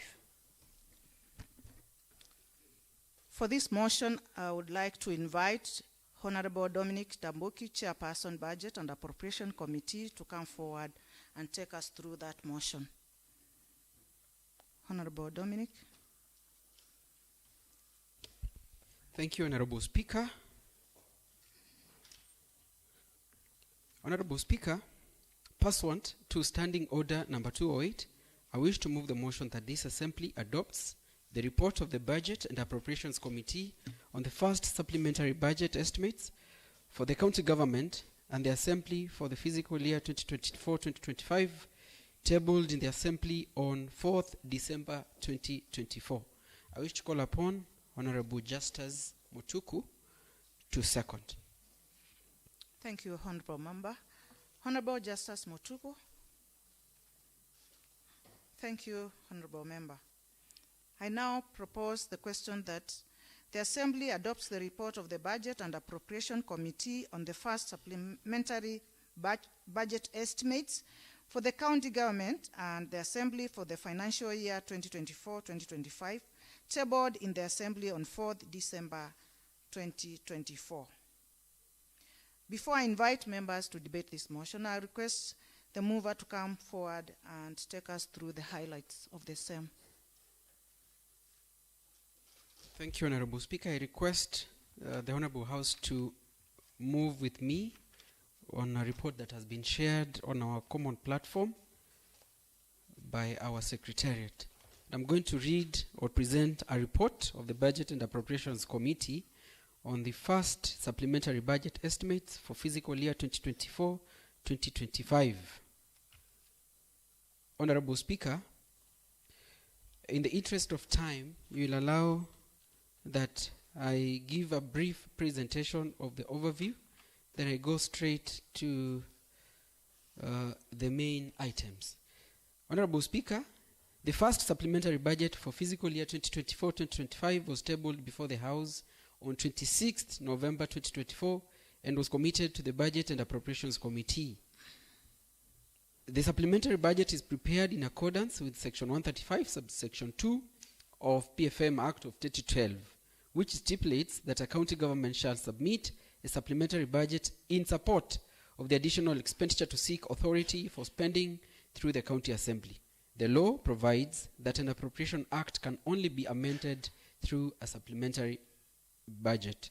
Therefore, Madam Speaker, the Machakos County first supplementary budget for fiscal year 2024-2025 seeks to amend fiscal year 2024-2025 Appropriation Act to accommodate internal vote realignments, equalization fund, increase in conditional grants, and fiscal year 2023-2024 cash balances. Honorable Speaker, on page 4, the committee notes, that is on overview of the first supplementary budget estimates, the committee notes that this supplementary budget has subjected the county budget to A, an increase in development budget by 474,447,714 Kenya shillings. B, increase in recurrent budget by 758,765,288 Kenya shillings. On whether the budget adheres to legal provisions, Honorable Speaker, the format, structure, and content of the supplementary budget is as stipulated in legal documents. That is the Kenya Constitution of 2010, Article 201 of the PFM Act of 2012, Section 135, Subsection 2, Regulations. Some gaps have been observed in the first supplementary budget for 2024-2025 fiscal year. Some of the key proposed changes are in this supplementary budget are: 1, provision for equalization fund of 12,923,347 Kenya shillings, which will affect two wards, that is Kiva ward and Modesia ward.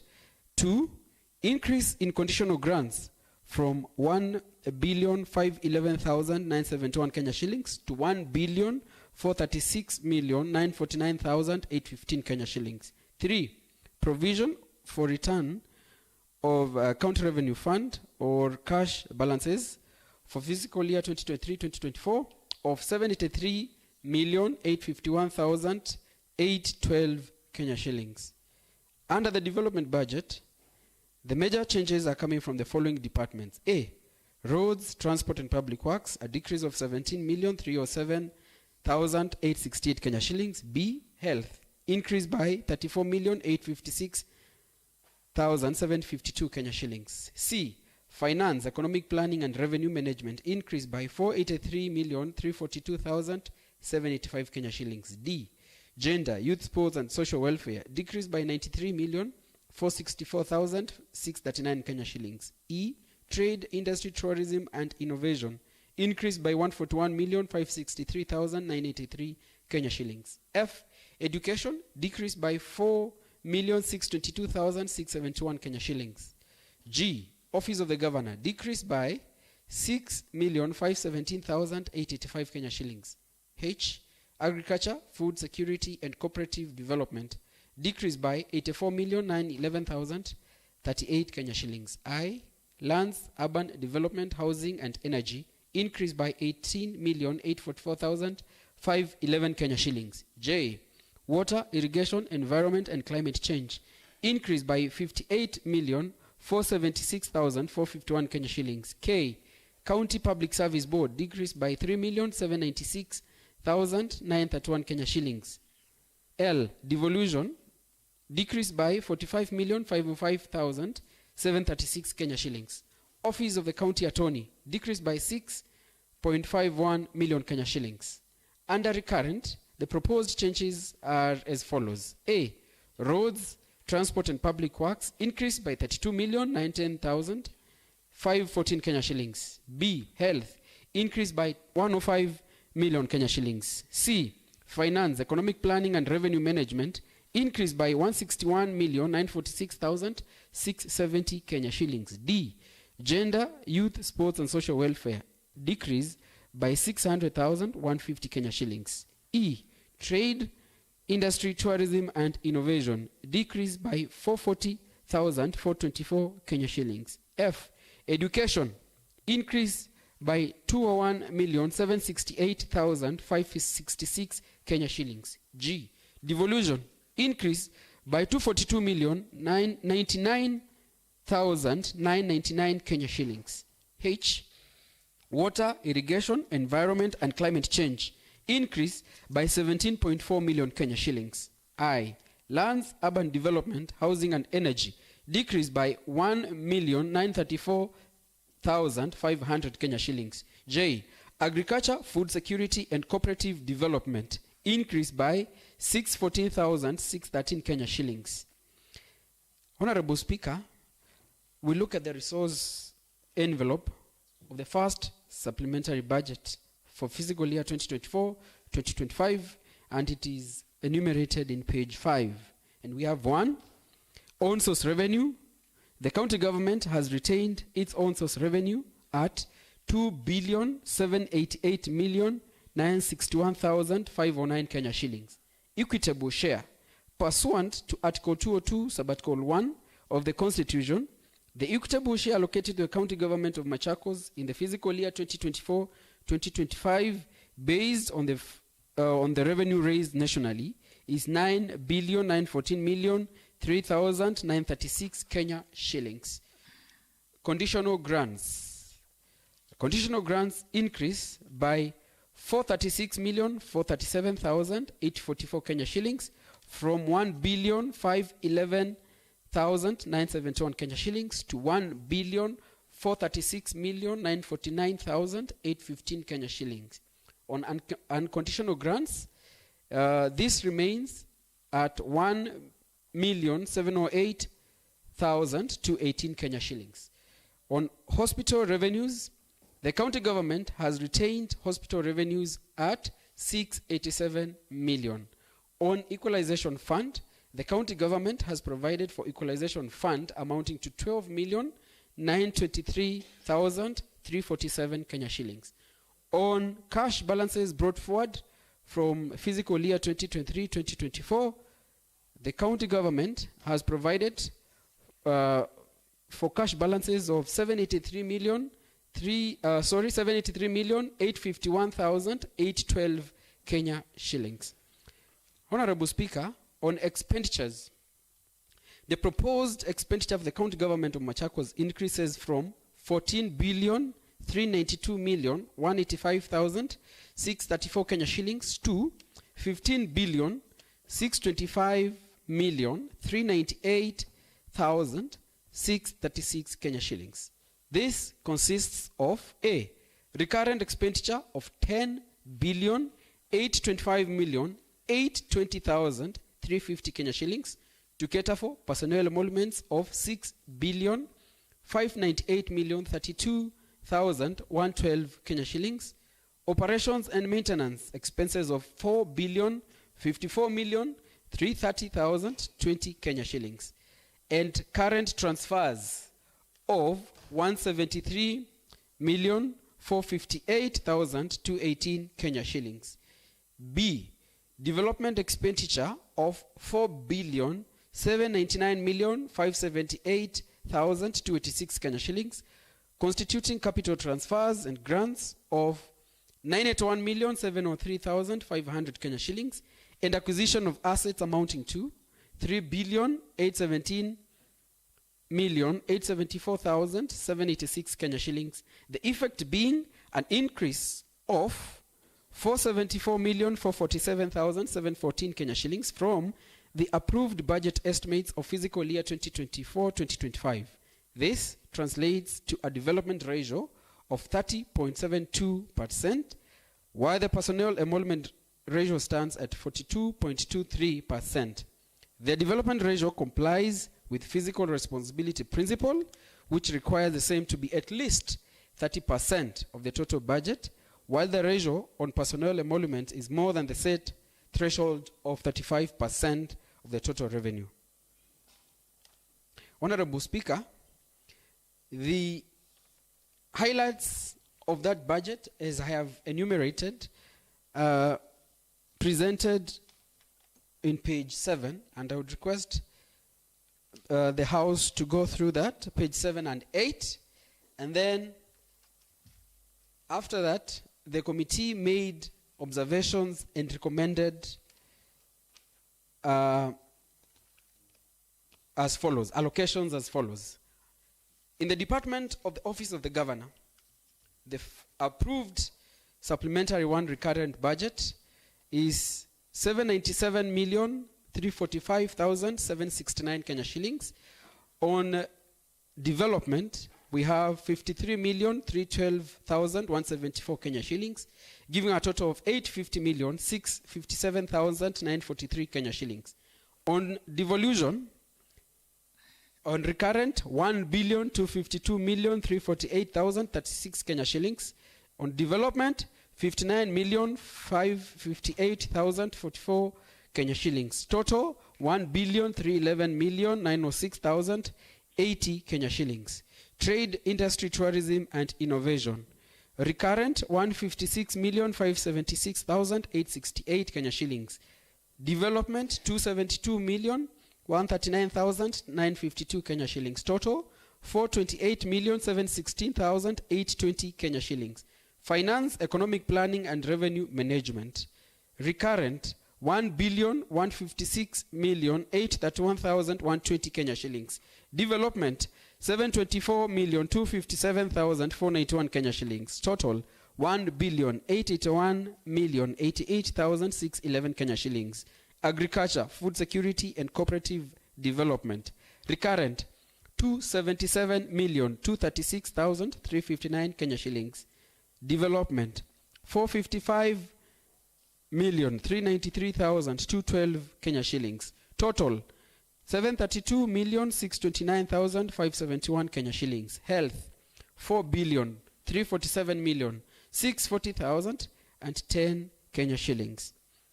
Development, 607,578,996 Kenya shillings. Total, 4,955,219,006 Kenya shillings. Roads, transport, and public works, 277 million, that is on recurrent, 315,520 Kenya shillings.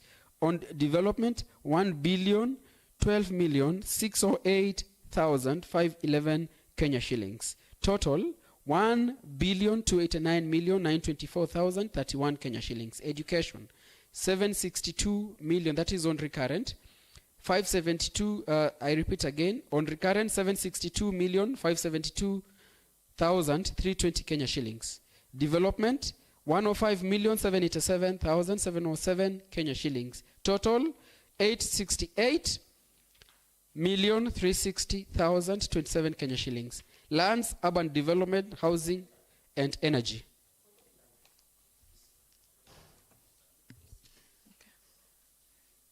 Madam Speaker, I'm not disturbing the chair, but I'm saying, because the figures are already here, I think it doesn't need to read. It just needs to go straight to the committee observations, and then we proceed. Are we in agreement? Yes. Chair, budget. Thank you, Honorable shorten Speaker. the story. I stand guided.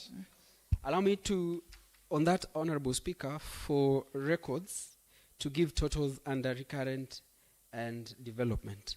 Proceed. Thank you. Then the total approved budget under recurrent for supplementary one is 10,825,820,350 Kenya shillings. Under development, we have 4,799,578,286 Kenya shillings. Total is 15,625,398,636 Kenya shillings. Honorable Speaker, committee's general observations are that in processing the supplementary budget, the committee made the following observations.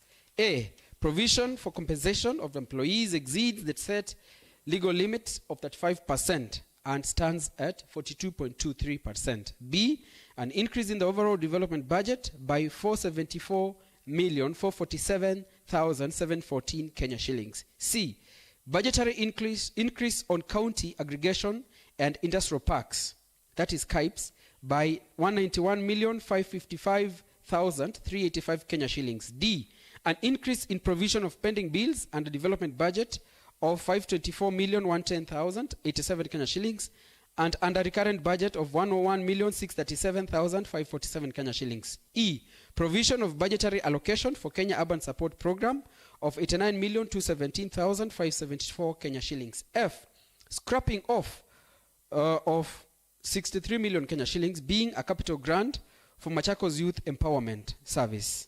G, scrapping of the total development budget under the office of the county attorney. H, reallocation of other infrastructure and civil works, that is modern kiosks, of 6.6 million Kenya shillings under the Department of Trade, Industry, Tourism and Innovation.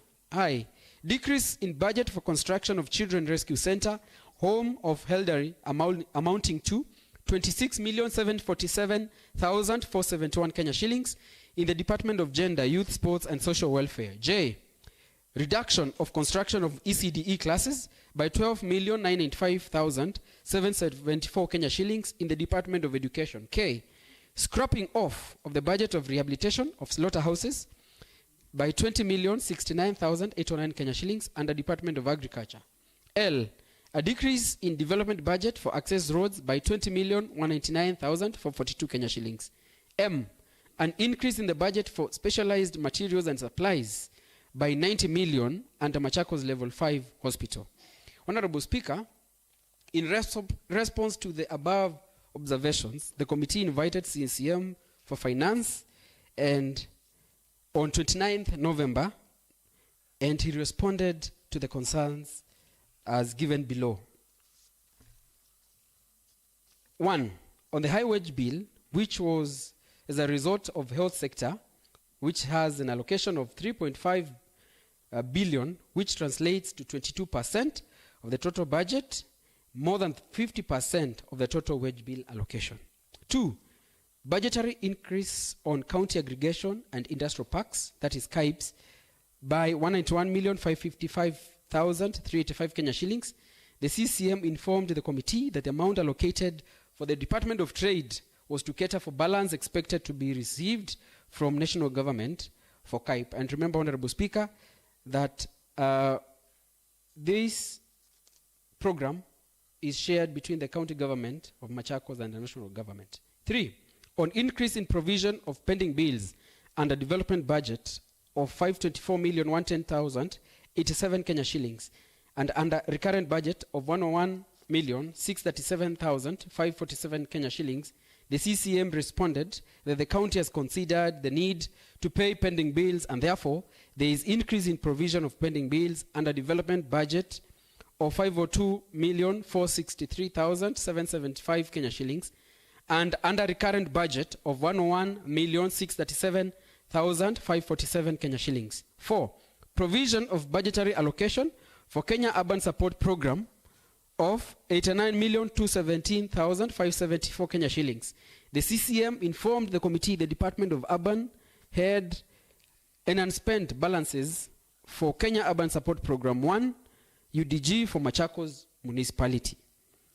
5. On reallocating all budgets amounting to 63 million Kenya shillings being a capital grant from Machakos Youth Empowerment Service, the CCM responded that it was to enhance efficiency and effectiveness in implementation of the youth empowerment programs, and the 63 million was moved from the Department of Gender, Youth and Social Welfare to the Department of Education. 6. To enhance budgetary allocation for pending bills, the CCM responded that all the pending bills were consolidated under Finance Department, thus the reduction of the following departments' allocations. A. Development budget allocated to the County Attorney Office. B. Allocation of other infrastructure and civil works, that is modern kiosks, of 6.6 million under Department of Trade, Industry, Tourism and Innovation. C. Allocation of construction of Children Rescue Center, Home of Elderly, amounting to 26,747,471 Kenya shillings in the Department of Gender, Youth, Sports and Social Welfare. D. Allocation or construction of ECDE classes by 12,995,774 Kenya shillings in the Department of Education. E. Allocation budget for rehabilitation of slaughterhouses, that of 20,069,809 Kenya shillings under Department of Agriculture. F. Development budget for access roads by 20,199,442 Kenya shillings. Committee recommendations. Honorable Speaker, the committee recommends that A. That personnel emolument ratio for staff be reduced from the current 42.53 to 35% as required in the PFM Act of 2012. The County Treasury needs to come with strategies of overcoming this violation. B. The County Executive ensures that absorption rate, especially for development, is within the set threshold of 30% as per the PFMA of 2012. C. Payment of pending bills should be prioritized as they form the first charge in the budget, which means they have to be paid before any other payment is done in the current financial year. D. That the County Treasury should adhere to the conditions set by the donors in order to access conditional grants on timely basis. Honorable Speaker, in conclusion, with the approval of the first supplementary budget for fiscal year 2024-2025, the county should increase the absorption rate and avoid carrying forward balances that have been witnessed in previous years. Honorable Speaker, the Budget and Appropriations Committee acknowledges the Office of Speaker and that of the Clerk of the County Assembly for facilitating the committee to undertake its mandate. I wish to express my sincere appreciation to the honorable members of the committee who sacrificed much of their time to participate in the committee meetings and in preparation of this report. Honorable Speaker, it is therefore my privilege and honor on behalf of Budget and Appropriations Committee to table the first supplementary budget for fiscal year 2024-2025 before this Honorable House for consideration and adoption. Thank you, Honorable Speaker. Thank you very much, Honorable Member. I now invite members to debate on this motion. Honorable Maitha, Honorable Helen Deti, Honorable Lloyd, Honorable Ngunga, Honorable Mike. Thank you, Madam Speaker. I thank you and want to maybe say I was a little bit ahead of the report. I just want to handle one issue or two. Partly part of my issues have been addressed. But, Madam Speaker, I'm seriously worried by one issue that the chair has raised. When the Department of Finance wishes to reduce funds from the Department of Roads Honorable members, I really don't subscribe to this. Completely. Madam Speaker, we can increase the funds for payment of pending bills. Actually, I am an advocate that, Madam Speaker, if it was possible, we stop almost every development in this county and ensure that all pending bills are paid 100%. Because we are killing other business people and merchants, Madam Speaker. I want to applaud the Department of Finance for saying that they are raising or doing a supplementary budget so that they can pay the contractors. I am in total support of that. But Madam Speaker, when it comes to touching the Department of Roads, yet we have a professor who worked on road sewage because of low budgets in that department. I think, honorable members, and especially my fellow elected members, we should not allow a single cent to be moved from the Department of Roads. Instead, we should be advocating for an increase in that department, Madam Speaker. All other factors notwithstanding, our graders are grounded. Our equipments are grounded. Our roads are in bad shape.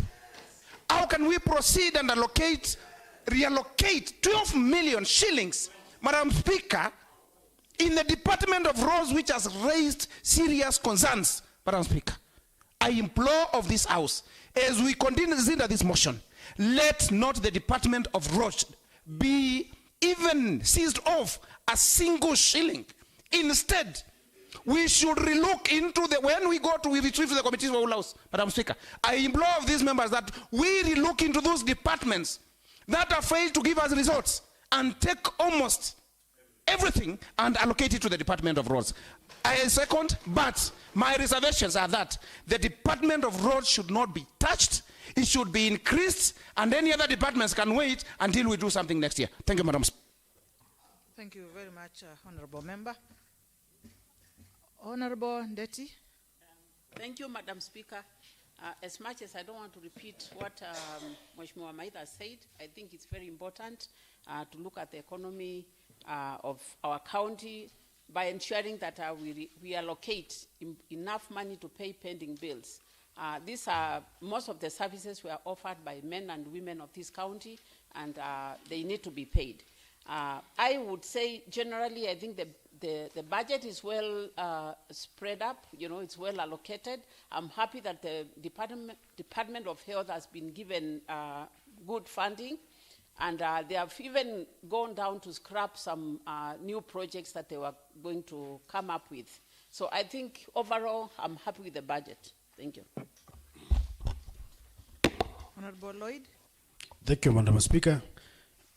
One point I wanted to mention, Honorable Dominic Maitha has mentioned, but I would like also to when the chair will be responding, or the committee, when they put the recommendation number 1, what they are thinking of the resolution of the same. I would like to read it. The committee recommends that the personnel emolument ratio for the staff to be reduced from the current 42.53% to 35 as required in the PFM Act 2012. What we know is that majority of the workers in this county are on permanent and pensionable. A few who are not, they are very few. What will we do so that we meet these legal requirements? Will we fire people? Will we reduce their salaries? What is the committee thinking about so that we can resolve that problem? Thank you, Madam Speaker. Thank you very much, Honorable Member. Committee, yes, you can hear the sentiments, pick them up and respond. Honorable Gunga. Yes, Madam Speaker, thank you for this opportunity to maybe raise the issue, the concerns that I picked from the chairman on budget as he read, took at these proposals. Now, Madam Speaker, I want to start by saying, I think going forward, we will need to look for a way of trying to simplify this presentation, because I've noted over time, Madam Speaker, the chairman on budget will come here and talk about figures and blah, blah, and members will not be concerned about, will not be able to get this. So the budget committee will have to look at a way of presenting these matters here so that it becomes palatable to the members, palatable to the public, so that the public and ourselves here can be able to understand. Madam Speaker, we don't sit in the committee of the budget, and we are expected to look at these figures here, understand them, internalize them, and be able to debate and pass. Madam Speaker, one of the roles that's why we sit here as an assembly, other than the other things that we do, most importantly, is to look at finances. And when we are looking at finances, oversight means trying to look at these budget proposals from the executive, and we see the reasons as to why they are saying that money should be moved from this position here to the other position. One of the things that I've noted, Madam Speaker, is what Dominic has able to raise. I will not go back there. But I have a personal concern with the Department of Finance. Because Mheshimiwa Dominic, you did not tell us, because I looked at the budget, and that's why I walked over the table to ask for this paper that you are going through. I looked at the approved budget that we did for them as a department, and it was 1.21, right?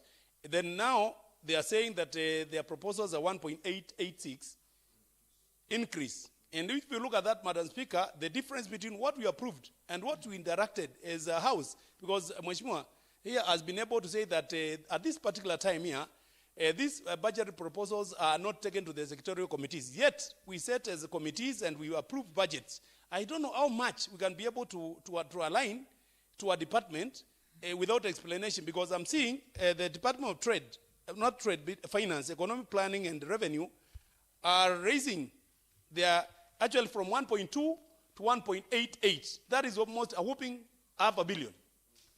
What that money is going to do there, Madam Speaker, we have not been able to be told. The reason as to why they are moving these monies from here is to handle 1, 2, 3, and 4. As a house, we need to have to know. When you are saying that you are going to move monies from the other departments, for example, you have said ECDs are not going to be done. Point of information, Madam Speaker. I wish to inform you. Point of information. Before you inform me, please let me make my presentation. I am making my presentation as a lay people's representative. My brother, Just people's hear the representative, point, you will inform me when I have been able to say what I want to say. Give me time, because I wore my suit this morning here to come, and if you tell me you are going to inform me, please wait and hear what I want to say. Once I'm done, you will have your time, my brother. It's my time now. Madam Speaker, I am saying this because one of the most important things that we must be keen on, it is about the budget here. Because when we go to the departments, you are told there is no money here. One of the things I've noted, Madam Speaker, there are departments that frustrate other departments in terms of assimilation, so that they will be able to come and spend their money at this level here now. Understand what I mean? Yeah. If, for example, a department procures services, the services are frustrated, so that at a particular time, the monies will be able to be moved from that department to another department. This is what has been happening. So that now you can be able to spend these monies in a particular line. Madam Speaker, if we are to move forward, we have to be told why monies could not be spent in that department where we allocated the money. For example, I sit in the Committee on Roads with Mheshimiwa Minority, our chairman. I don't know whether he's here, Moki. I don't know what he has to say when we are being told, even with the current situation that we have with our roads here, even money is going to be moved from roads to another department. Remember, members, that out of the 1 billion that we are talking about here, monies were allocated to only 4 roads: Kinga Road, Katangi Road, Kathiani Road, and another road in all that billion. We are left with no monies at all for grading, for access roads, and those are the roads that make a difference in our wards.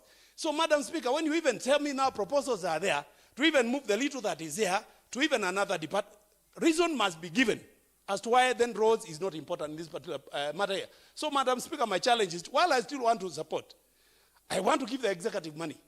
There is no problem with that. But I must be given good reasoning as to why monies are there must be a rider.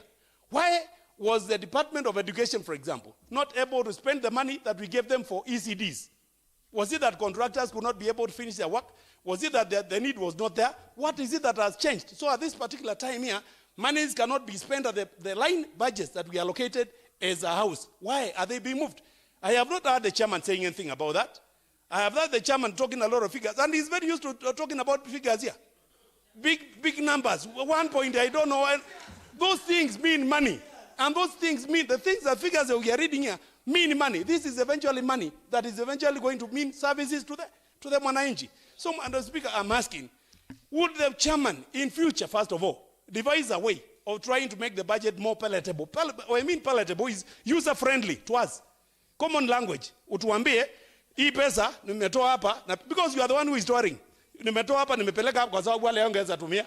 Nimetoa hapa, nimepeleka hapa kwa sababu tuliwapatia. We gave departments 100% money.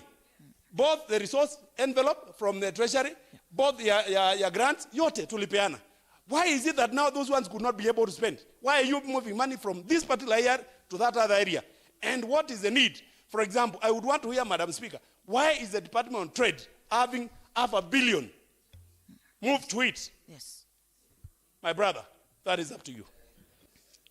I want to depart from the norm by asking the chair to address those issues before I give more members the contribution. Was it Honorable Maike? So, Chair, I want you to pick those points. I'll give you an opportunity to address them. Why is it that you cannot make this particular process simplified and the contents friendly language that everybody can understand? Why there is a reallocation of monies to another department, and what is the purpose of reallocating this money to other departments, and why monies could not be spent in a particular department when it was allocated by this assembly. I mean, we need that explanation. I will give him an opportunity, a time to do that after we have done the debate. Honorable Maike. For this opportunity, I think I'm tall enough. I should use a bit taller. Thank you. Oh, I use this. Thank you and sorry for that. So, Madam Speaker, I think now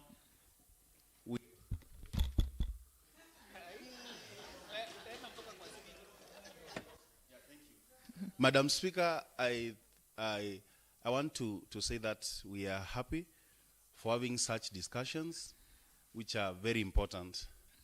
But I'll go to, not in a particular order, but among some of our work is legislation. When Honorable Member from Mudhwani stood, he asked a very pertinent issue concerning the procedure of bringing the supplementary budget. It is within our powers and ability to have the supplementary budget subjected even to committees before it comes here in the House, because we are the makers and the consumers of the law. All these questions being asked could be probably in future, I don't know whether it is the Committee of Procedure and Rules should consider looking into our standing orders so that we don't leave a lacuna for CCM or whoever in future to come and insert figures. Because as Mheshimiwa Ngunga has explained, he has explained that could it be a conspiracy that we find the Department of Finance increasing their money in an abnormal way at the expense of other departments. So, Madam Speaker, I think for us in future we should think holistically about that issue of supplementary budget, so that the powers of supplementary budget is not just left within the chair of budgets. Because you can compromise one person, but I know he is uncompromisable. But compromising 59 minds, and we are praying that we are going to get our 60th member, and compromising 60 minds can become a tall order. Madam Speaker, I want to raise my concerns and issues. Okay. We've spoken about taking money from the Department of Education.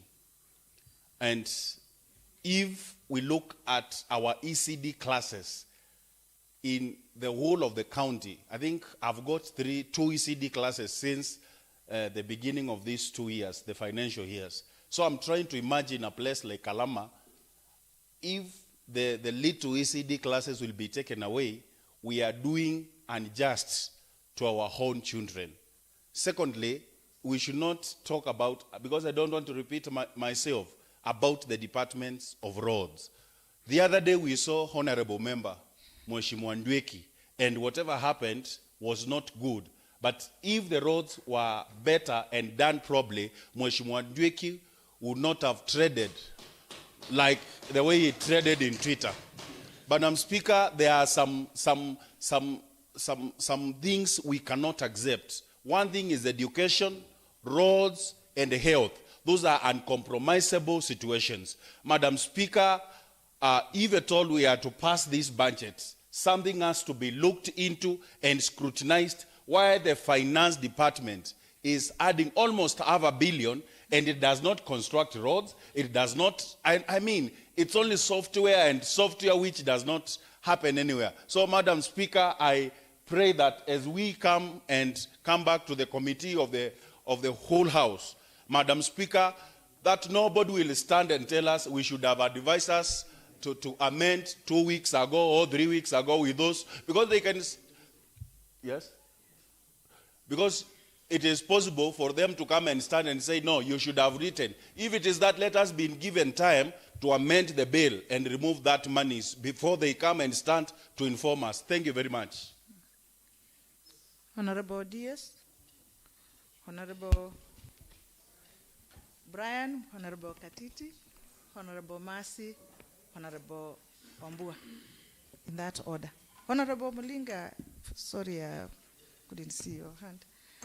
Honorable Diaz, proceed. Thank you, Madam Speaker. Madam Speaker, I'm Stephen Mwande, representing the great people of Kalakala, and I also sit in the Budget Committee. And Madam Speaker, I would request Honorable Ngunga to be attentive, Madam Speaker, because there are some issues that maybe I would want to address, and I do not want him to bring issues over the same problem, Madam Speaker, because I do sit in the Committee of Budget. There are some responses maybe that we don't need to labor on so much, because we've got some of the responses. Madam Speaker, point of information, Honorable Speaker, point of information. I just want to inform my brother here. The chairperson budget need to be keen on what members are saying. If you go and sit next to him, you will now remove the attention, and he may not be able to get what is being said. So allow him to take notes. Thank you. Thank you. Thank you, Honorable Ndawa, for also assisting me. I'm very sure the member is trying to look for more trumbles. So, Madam Speaker, what I was about to say is that honorable members of this honorable House passed our budget in the year 2023-2024 and allocated funds to different departments, Madam Speaker, including the Department of Roads, Education, and many other departments. And merchants and contractors did what they done, what they were supposed to be done. They were given contracts and implemented the contracts that they were given. And the departments also ascertained and provided all the required documents to the Department of Finance, up to the IB, or internet banking for payment. And all of us are aware that we were expecting to get the June payments before the lapse of that year. So everything had been done by those particular departments for them to be able to pay their merchants and the contractors that they had given those contracts. When this money did not hit our account for the month of June, which is amounting to around 748 million, now that is we are working on a supplementary of 758 million, Madam Speaker. That is the same money now that the Department of Finance wants to pay the merchants and the contractors. That money for last year, June, it is the money, and because this money had hit the IB, It means everything and every record is already at the finance department. So what is required here, if the department is allowed by this honorable house, it will mean they will automatically or straight just go for the payments. But the money was spent by those various departments, only that finance department will use those documents to pay these contractors who need to be paid. It's not money that has been reduced from any department to the finance department. It is just for purposes of payment of contractors and merchants whose records are already with the finance department. Point of inquiry, Madam Speaker. Rather than taking, I thought you had said that we be under Mheshimiwa Ngunga. You had requested that, yeah. Yeah, so that's the essence of having that man there. And Madam Speaker, if you can see, including the responses from the CCM Finance, that is on page, the committee response is, the CCM response on page 11. On page 11, yes, number, because the same question was asked by the committee, that why the money was to be taken there. The response was that they needed to pay contractors with that money in fast charge. We pay our pending bills as fast charge. All the money should be paid to the contractors so that we may move on, Madam Speaker. So it's not about that department using or doing anything with the funds, but only to pay the contractors so that we may clear with the last financial year. Nothing, no money has been changed from any department for the financial year 2024-2025. That money is still intact, all of it as it was. So the department is only dealing with last financial year's balances. Thank you, Madam Speaker. Point of clarification, Madam Speaker. Yes, thank you, Madam Speaker. You know, it is the same breath that I was asking, the question that I was asking. And you know, I will not be here if it had been put that way in this report. Because now, it is now that they are saying that these 700 and I don't know what millions are going to pay pending bills. But you know, Madam Speaker, if the Committee on Budget expects us to understand and internalize this report, what was it challenging to say that out of the 700 million that they have been able to pick from here and here is going towards paying contractor A 30 million, so that again tomorrow we will not be able to be brought again stories of pending bills again here. Yes. Because, you know, I think, Madam Speaker, what I'm trying to say... clarification is very important. Yes, I think what I'm trying to say... just a minute, Mheshimiwa Kisila. What I'm trying to say, Madam Speaker, we have no problem in passing this issue here. Yes. But we have a problem in the kind of ambiguity that we are seeing here. Mheshimiwa DS has the advantage and privilege of sitting in the Committee on Budget. We do not have that advantage. So if they have an advantage, let us make it easier for the other members so that they can be able to understand. That's very when important. you say, Mheshimiwa, when Mheshimiwa DS says no money has been picked from any department, then the question begs, what is a supplementary budget? A supplementary budget is to pick from there, here, unless he tells us they got some extra funding. We must be picking some money from somewhere to go towards this of course we call privileged payments that we want to make. So, Madam Speaker, my question is to and when I was consulting the Chamber of Budget, I'm telling him, in this house, there has been a moment that we passed things here, and they turned out to be funny. Here in the same house here. Because the records were put in a queer way, and questions flew later. And that's why I'm asking, surely, if you can be able to write 10 observations, 10 recommendations, why can't you be able to say, if the money has been 1.700 million has been taken to finance, why can't you be able to itemize to us, telling us we have taken this money here, it's not an extra expenditure, but it's going to pay contractor A, contractor B, contractor C, so that the next time I meet contractor C, I'll tell him, we put your money for payment, don't embarrass the county. Yes. You know, and that is what is expected of us as house here. Madam Speaker, I agree very much, going forward, Madam Speaker, going forward, just a minute, Mheshimiwa DS. Going forward, Madam Speaker, we are not asking for anything extra.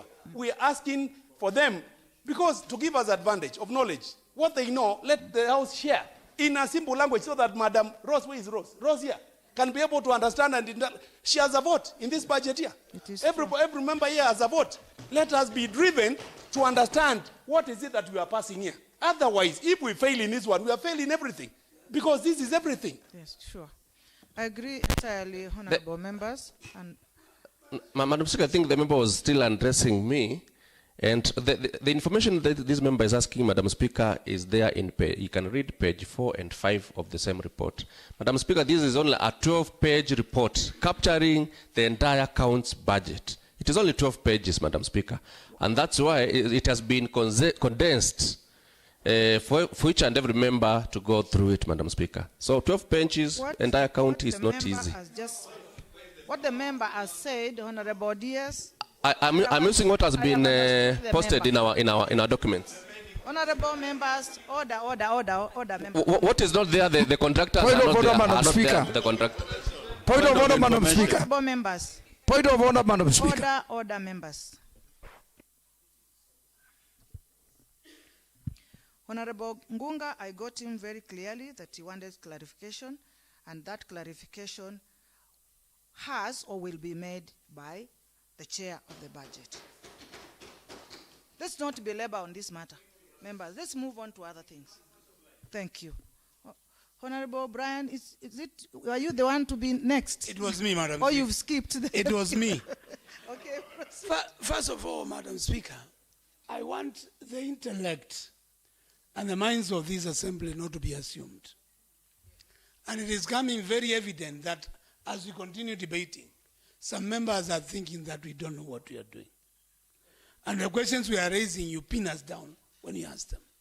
It is our right, and it is our responsibility to ask these questions. Honorable Deputy Speaker, don't feel like you are here to pin us down when you're asking these questions.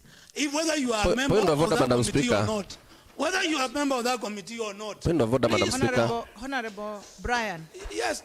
We have finished with that. But let him also learn. No. When I make a ruling. Thank you very much. Yes, yeah, please. We have a right. Let's proceed. Yes. Honorable. I'm still pushing my. Brian, I have heard you. Yeah.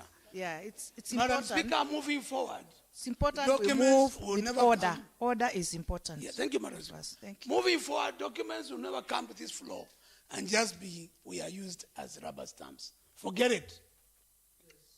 We have reached a stage whereby this hurry, all the time since I became a member of County Assembly 7 years ago, the chairman budget with this committee, all the time, they rush documents to this floor without even us digesting what it is. Why are we being assumed? Why are people thinking that we don't have anything above our heads? This document should not have come to the floor of the House at the last moment being rushed. Even when you see some of them were signing the adoption on the floor of the House here. Even the document I'm having, most of them have not been signed. Even if they signed it later. If they don't even understand they are signing last minute, what about us who are not members of the budget committee? We should not accept moving forward this hurry of being rushed to pass documents for the sake of it. And moving forward, honorable members, we will not accept to be rubber stamps in a process like this one. This is a process whereby people have brought us here to ensure monies are being allocated properly and they're being allocated to the right departments. Let that go to any member who thinks they are becoming superior to us. Yes. There is no superiority here. We are equal and we have a right to question this document. I looked at this document, the yellow one, which has just been brought now. This yellow one. Look at it. We don't even understand what it is. But I've tried to question. He's saying the DS should have been brought long time ago. The bill itself should have been brought long time ago. Madam Speaker, you're on record saying any document we are going to discuss should be brought to the floor of the House with ample time. Why are these the document is being uploaded now when we are just about to debate? This yellow document, which we are supposed to be discussing, the bill itself, is being distributed by Sergeant at Arms now. After requesting. And if you look at it in more details, just look at it, Madam Speaker, because we need to discuss it. I just picked one or two issues here, and I want somebody to explain to me what they are. If you look at D00 D007. Look at it. Look at D007. D007. Minority leader. You are the one who represents me in the budget. Look at it. D007. You are reducing money. I don't know what it is. 4 million is being removed from level 5, which is decaying, which is in a very bad situation as it is. Why are you removing money from D007? Explain to me as a layman why you are removing that money. If you go to D008, and let me tell you, we are going to be here up to midnight. And there is no hurry to pass this supplementary. There is no hurry. And don't push us to go on recess, because going on recess when you are passing things which we don't understand, then I'd rather not be here. Go to D008. D008. You are taking 17 million from transport. Department of Transport is being reduced by 17 million. How? Why? And honorable members, I am on record when you came to this assembly. I am on record when you came to this assembly. And I said there are 4 departments you should never Point play. of information, Madam Speaker. I do not want any information. No. Yeah, it's a concern, eh? Point of information granted. Actually, it's a point of concern, Madam Speaker, because it seems like my document is different from the rest. Yes. Yeah. I can't see any of those D's according to the page with the document I'm holding. Page 10 is restriction in activities of trainees.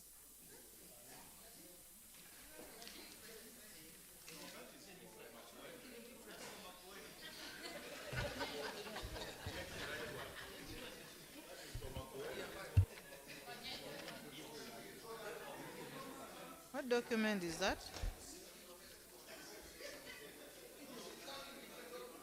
From where?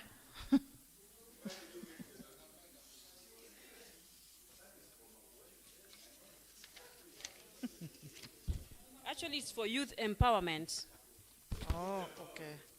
That's another bill we are discussing.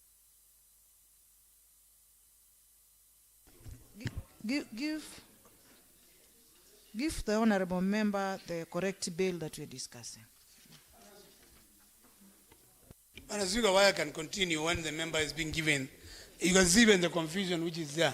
A member is being given the wrong document.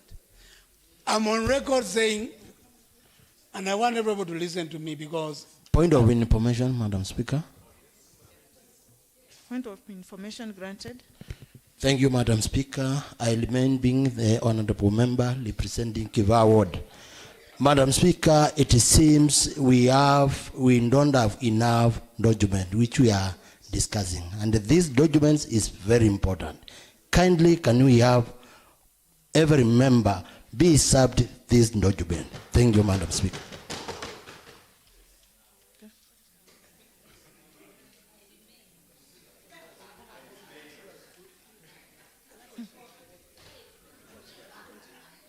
You can proceed.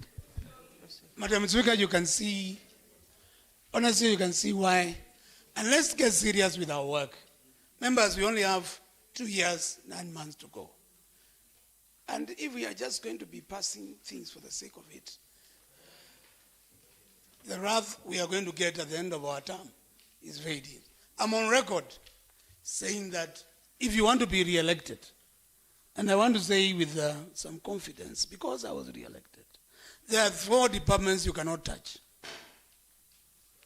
The first department is roads. The second department is water. The third department is health. And the fourth department is education. Forget about other semantics, you are calling them what? Even milk program, you can have it as much as you want, but it will not bring you back here. But these are 4 things which will bring back our excellent the governor, and will also bring these members who are elected here to come back to this assembly. You cannot afford to touch. But you can see there, 17 million has been touched from roads. If you go to page 11, you see money is being county electrification program, 3 million has been taken. 3 million has been taken when you know very well that none of the elected members can even have the guts to go and face the electorate, because majority, 90% of our Mulikamwizis are dead. And even as much as, even worse, this department should not be given money. Because even if we give them money, we are not seeing what they are doing on the ground. If you see something here called, I sit in a DO, and you have taken money for development from Mavoko. About 6 million have been taken away for that, where we have the work. Now, Madam Speaker, my point is,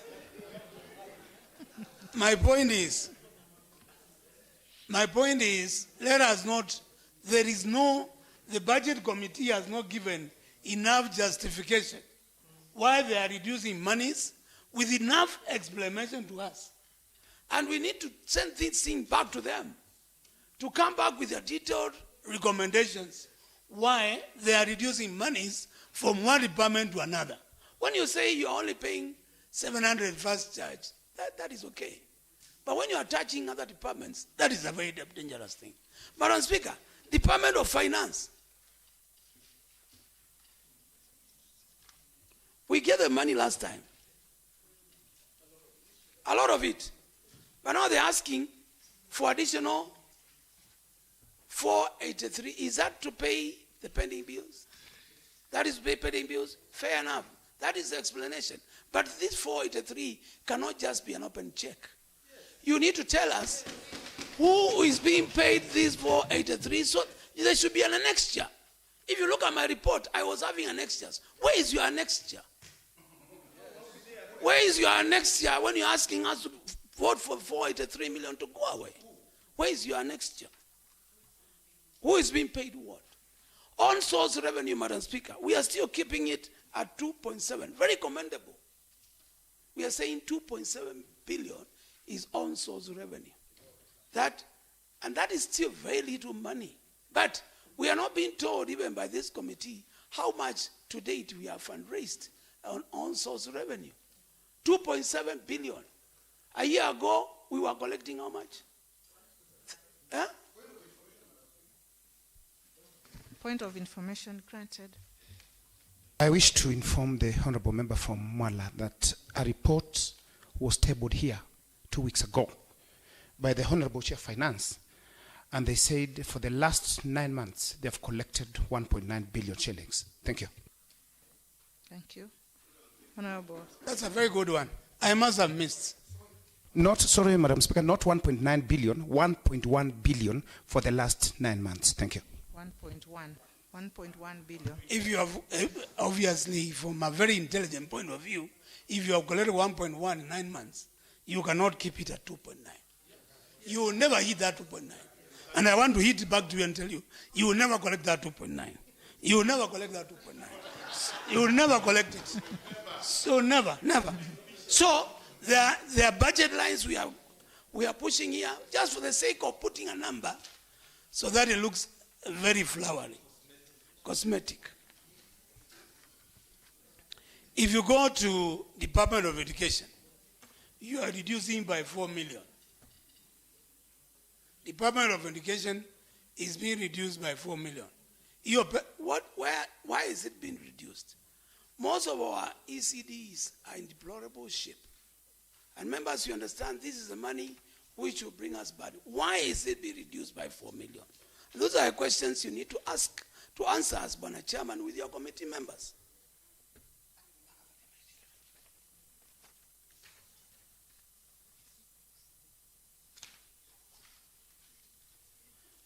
On your observations,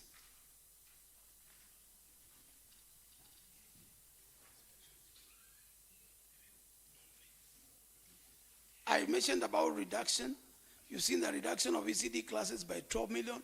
That means 12 of our wards will not get an ECD class.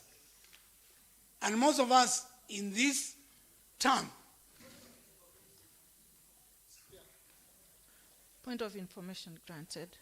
Sorry, Madam Speaker, but I think the Honorable Member has taken quite long.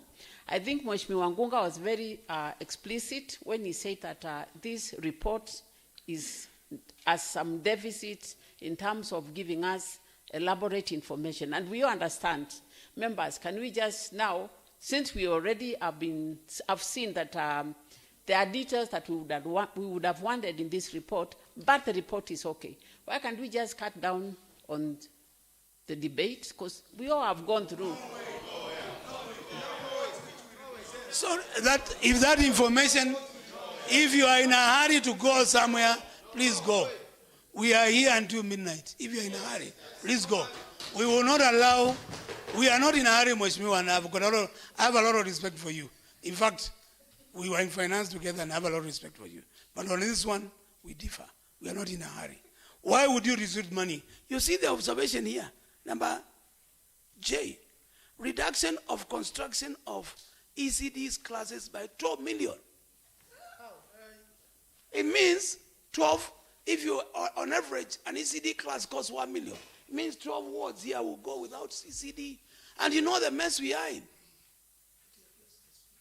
And you know the mess we are in with our ECDs. A decrease, observation number H, a decrease in development budget for access roads by 20 million. If members, I want us to take a walk after this. We should not even go for lunch. Let's take a walk and go to the roads department yard. You'll be embarrassed and ashamed to be a member of this county assembly. In fact, Chairman Transport, I wish you could have taken your members for a walk to the Department of Roads workshop, central workshop. You will regret why you are the chairman. All our machinery which we inherited. Governor Mutua bought very good machinery. And I echo him for that. He bought very good machinery. All the machineries have been grounded. No. Please, don't shout when I'm contributing. Wait for your time. I'm contributing, please. Don't shout at me. All the equipment which was bought by His Excellency Governor Mutua, which we are in good shape. Honorable Brian, address. Madam Speaker, I am just the chair. Yes. I think you've taken a lot of time. No, Madam Speaker, I'm finishing. Point up and address members through me. Thank you, Madam Speaker. All the machinery which was bought, the point I'm driving, have come to a ground, to a halt. You'll be embarrassed to find out some of them are there because of small bills of 100,000, 200,000.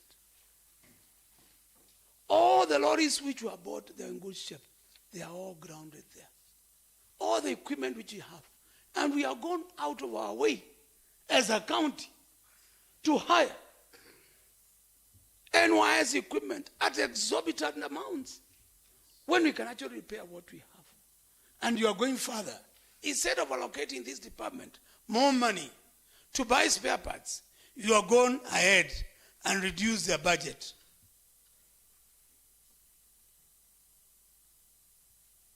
What is the reason, Mr. Chairman, budget? Give me the reason.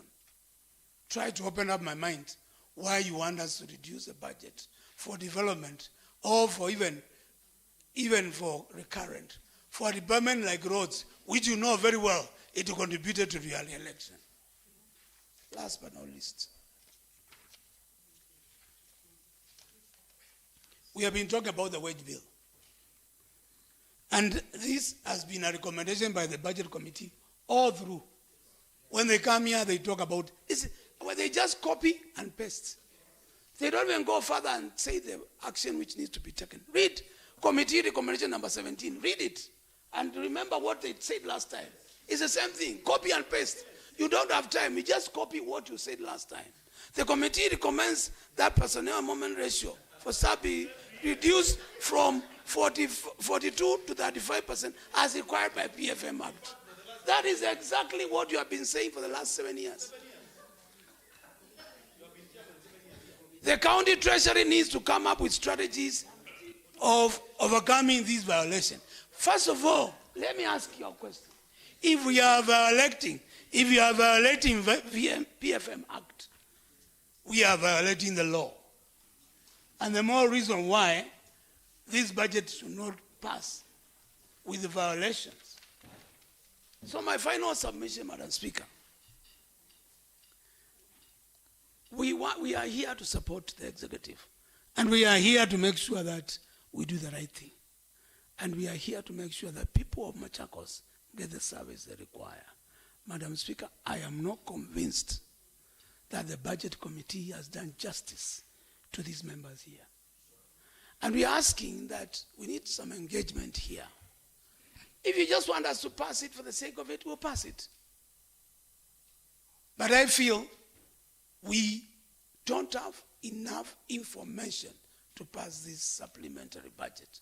And the more reason why we ask for more time to even reconvene back and get more explanations. Because even the explanations from the CECM finance are not adequate. So my final submission is that we need more time before this document can be passed in the assembly. But if you want us just to be rubber stamps to pass it for the sake of passing, we'll pass it. No problem. But let me tell you, God has a way of punishing people who go against the will of the people. I don't want to be moving forward to be part of a rubber stamping process.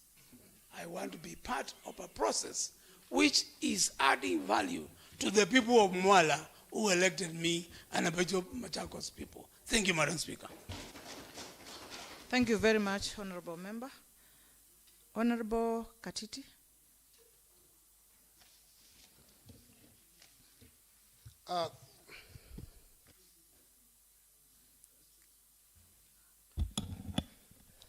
Thank you, Madam Speaker.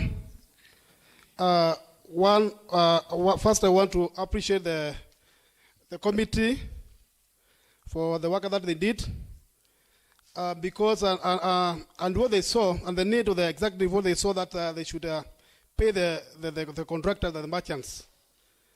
But my worry is there were some works that were wrongly done, because, and I will quote an example in my ward. This year, our only tarmac road in Mudadeni ward was repaired at a tune of 4 million. Today, it's impassable. Our people, and even me, they want to do demonstrations, to order demonstrations so that that road can be repaired, because it is even worse than it was before it was repaired early this year. And today, the committee or the executive is taking away monies for the construction of roads, so that they can go and proceed and pay those contractors that did that kind of work. So I would encourage that we identify the contractors who will be paid, because to me, that road was wrongly, that road that was not tarmacked well. On the other thing, still on the issue of pay the contractors, last year, end of last year, our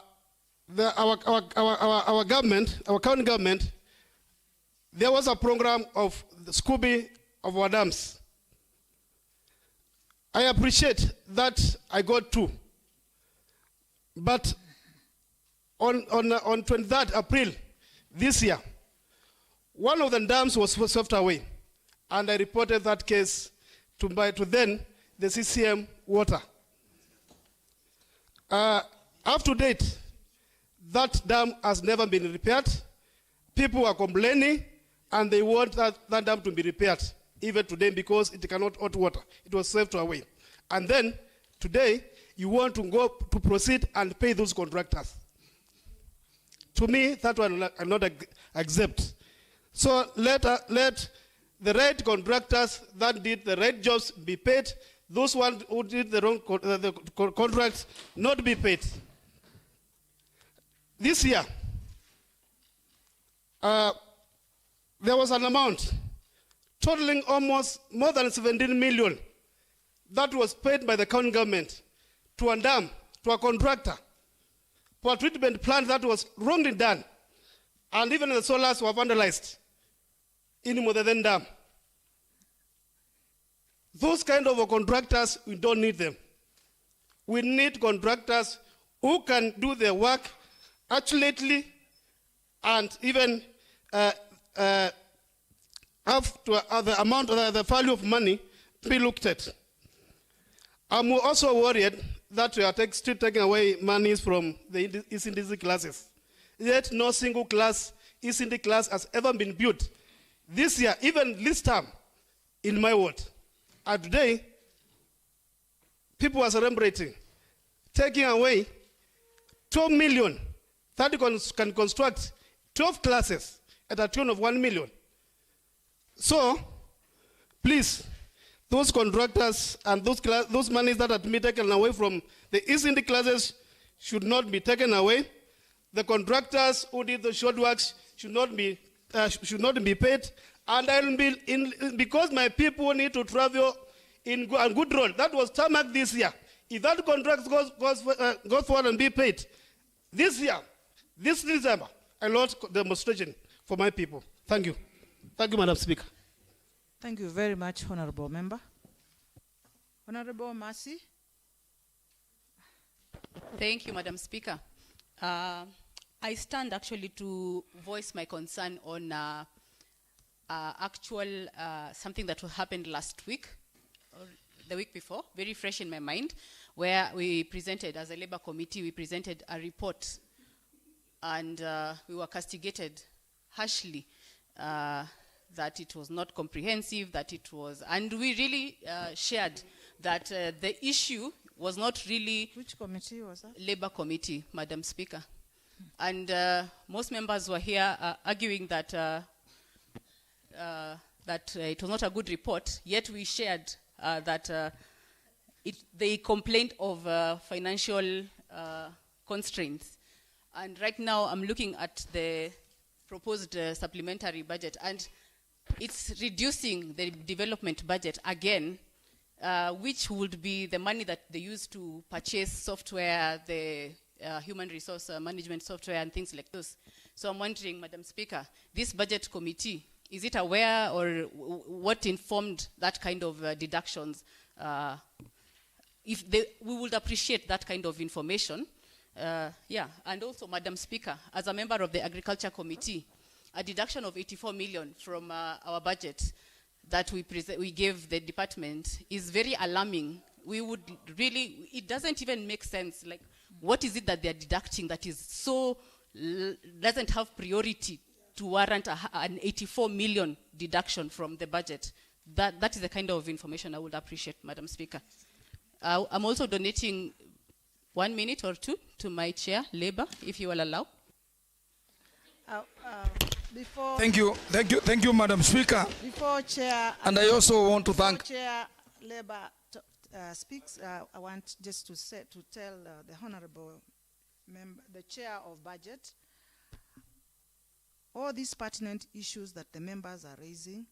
I would like you to address them one by one. There is the issue of contractors. Who are they? There is an issue that Honourable Mercy has raised. Why is this deduction? And they are the earlier ones that I had actually said. So prepare to respond to these matters. No, it was Honourable. Madam Speaker, if you allow me, just 1 minute. There's a contradiction of, actually we were supposed to be discussing this as a second reading. If you go to the report, page 11, the committee is saying allocation of construction of ECD classes, 12 million has been scrapped off. But in this document, there is no way it is showing 12 million. So he also needs to respond and tell us, in this document, at the Department of ECD, there is no way it is showing 12 million shillings. It is not showing. Okay. Those contradictions, please. Madam Speaker. And be able to address on them. Honourable Mo, Madam Speaker, proceed. Honourable Dominic Maida, It is as if he has read my mind. That is something I had noticed. And Madam Speaker, even if we stay here put for more than 2 hours, Madam Speaker, I don't think we should pass this document as it is. Madam Speaker, before I say what I want to say, I want to remind the honorable members, either elected or nominated, we are here in this honorable house to represent the people who sent us here. Let's not be puppet of the executive. Let's not sit here and start representing the executive. We have duty to represent the people who sent us here. Madam Speaker, the issue which has been raised by my dear honorable member who sits in the Labor Committee, it is true. It is you who saved the report from being thrown outside the window by these members. And one of the recommendations was we should increase the funding of the County Public Service Board. Yet here you are taking away 3 million from their small budget of 21 million. Surely, what are we trying to do? The chair budget through the speaker. I think the best thing you should do, it is to withdraw this report. We have a sitting, and you give us on the issue of contractors. How much are we paying to contractor X? How much are we paying to contractor Z? And what? And what work did they do? Because I want to give an example of the Masinga maternity ward, which I know you want to pay 4 million and something. That was a new contract. And the Mheshimiwa Karo can attest, where the maternity is standing, the foundation was done in 2017. The foundation was done in 2017. And when a new contract was given, nothing was done. They only placed the stones and raised the walls. Like what Honorable Katiti was saying. Are we going to start approving money to pay short contractors? No way, members. We should wake up, members. This is the time to wake up. And I'm not saying we are not going to pass this supplementary budget. I'm not saying so. But we should follow the right procedure. I'm proposing, with your permission, Madam Speaker, if I get a second, we first adjourn, we first take a break, maybe we give the members, the chair and the members of his budget committee time. They can even take us through what is here, because members are not understanding. Members, let's stop being laughing stock. We answer to the public. We don't answer to the executive. Thank you, Madam Speaker. Thank you very much, Honorable Member. Honorable Wambua, yes, I remember.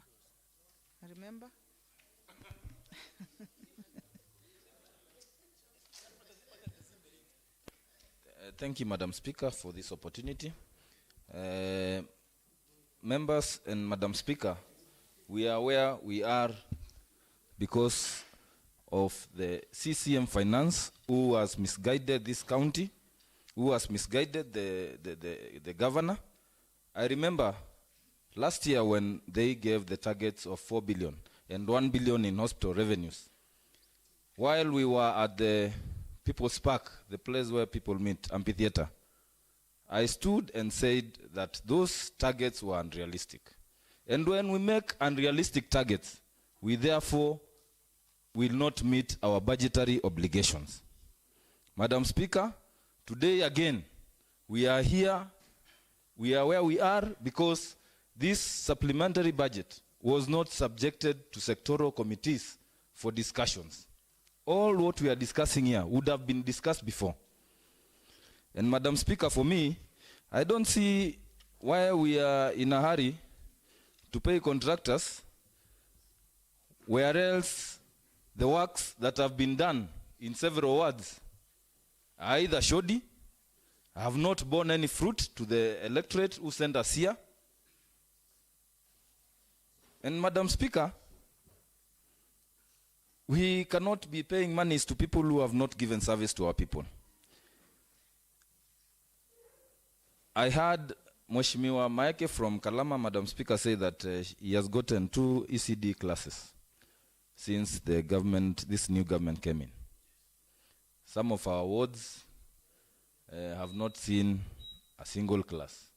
And yet, when Kibaoni has not received 1 single class, we are saying, let's pay people who did shoddy jobs elsewhere some 12 million from the education docket, Madam Speaker. When, for 2 years, Kibaoni has only seen a grader this time round, when there are rents, when no one else needs it. Madam Speaker, when even the grader that is there is making my pocket stone because of repairing tires. And yet, we are saying, let us remove some 12 million from roads to pay some shoddy contractors, Madam Speaker. Every year, we have passed the budget. We are told stories about how the wage bill is high. But also every day, Madam Speaker, I hear the county government of Machakos employing. The other day, we were having interviews for nurses, we were having interviews for village admins, and we love interviews. But what is the committee led by Mheshimiwa Dominic doing? What is it advising the government in terms of reducing the wage bill so that we don't live Honorable above our Maida. means? Let's have. Madam Speaker, I support members who say that we should get a schedule of all proposed payments if we are to pass this bill, so that we know who will be paid and for what job they have done. But what I can say, Madam Speaker, we are not in a hurry, and we must not be in a hurry to do things and do them in the wrong way. We need to start doing things in the right way. That is what will be judged on after our stint in this House. Madam Speaker, I sit in the Committee of Finance. The Committee of Finance has a huge development budget. And since we gave them that money, and every year we allocate money to the Finance Committee, Madam Speaker. To date, we have not seen a system, a running system, that has been bought, that has been procured and bought and is used in this county by that department, Madam Speaker. My proposal would be we get money from the Department of Finance and take it to other sectors that are crucial to this county, Madam Speaker, like roads, health, education, and water. If we have good people, if we have the right people in this to do the job of revenue collection, we may not need such sophisticated systems that they want to bring to us. Madam Speaker, I support members who say that we need some more indulgence. We need some more discussion on this bill. We need to discuss it, to internalize, to understand it, and therefore pass it when we know what we are doing. Thank you, Madam Speaker. Thank you very much. Had I identified you earlier? No, this is another set. For what? No one is talking. Thank you, Madam Speaker. What point of information is this? I wanted to inform. I'm informing the chair talking. that the majority leader has been raising the hand, and it is in the order that if the majority leader is raising hand, he should be given priority over other members. And honorable members, when a member stands here, because the first thing we are tested is whether we have sound mind before you are elected as a member. So I am a man of sound mind, and I cannot raise my hand in vain. Thank you. No one has said that when you raise your hand. Point of information, Honorable Speaker. I am not okay with your statement, Honorable Maike. I withdraw my statement, Madam Speaker. Point of information, Honorable Speaker. We are all of sound mind, including myself. Yeah. Point of information, Honorable Speaker. Honorable Majority Leader. I just wanted to, because he has a big number than myself. I'm requesting I'm requesting allowed. I think I'm on the floor. He's on the floor. Okay. I think. Then I okay. And thank you, Mheshimiwa Ndawa, for trying to inform me. Yet I have not even spoken. I know your information through the speaker. The information will come in handy. I trust you. Yeah, Madam Speaker. First of all, I'm a member of the Budget Committee. I'm a member of the Budget Committee and a proud member of the Budget Committee. And when we bring reports in this House, we expect them to generate this kind of scrutiny and this kind of, members contributing. So I'm happy that members are passionate about contributing, about a report that I sat down and appended my signature. And I support the report, and I support the passing of the supplementary budget. Number one, this is just a supplementary budget. I beg that we may consider passing it, because we'll have another chance of having another supplementary budget and another supplementary budget and another one until the end of the financial year. Reason being, I hear you through the Speaker, Mheshimiwa Katiti. I hear you, Mheshimiwa Mwanga, through the Speaker. I hear you, Mheshimiwa Maeke. I don't think the budget process is going to cure your predicament with the dam that has been washed. I don't think this budget process is going to cure an ECD class that I do not have in Machakos Central Ward. Those are two independent variables. So I would think, for example, one of our recommendations is about the wage bill that we are way beyond, right? That is one of our recommendations. The Budget Committee has done its work to observe and to recommend. It is up to a committee, a standing committee of this House, to make sure what any other committee recommends is implemented. We have a standing committee called Committee of Implementation. So the many recommendations we do here, be it Budget Committee, be it Labor Committee, be it Environment Committee, those recommendations effectively, once we bring them in the House, are transferred through your direction, Madam Speaker, to another committee. So we may want to blame the Budget Committee, but we cannot now go and sit down as a Budget Committee and start scrutinizing what is paid where and why the wage bill. It's another committee altogether. So even as we discuss about the budget process, I want just to let members know that we have an opportunity of having another supplementary budget anytime. Because many a times we may not pass it, but you shut so much government processes that maybe could have been unlocked by passing this supplementary budget. I'm looking, for example, at the issue of bursary. We are only like 5 weeks before schools are opening. We just passed this morning the standing committee on bursary, county bursary. We are all agreeing as members that there is need to disburse bursaries. If we do not pass this supplementary budget, maybe, I'm not saying maybe, that is not going to be unlocked. So I'm begging that we pass this supplementary budget, and as soon as possible, the executive should bring before this House another supplementary budget, and I wish at that point, then we would invite every other member, for example, Mheshimiwa Fomudedeni through the Speaker, to come and see whether we can have his input in the next supplementary budget. We may be locking the whole system of governance, I mean executive, by not passing this supplementary budget. I beg that we pass it. Thank you, Madam Speaker. Thank you very much, Majority Leader.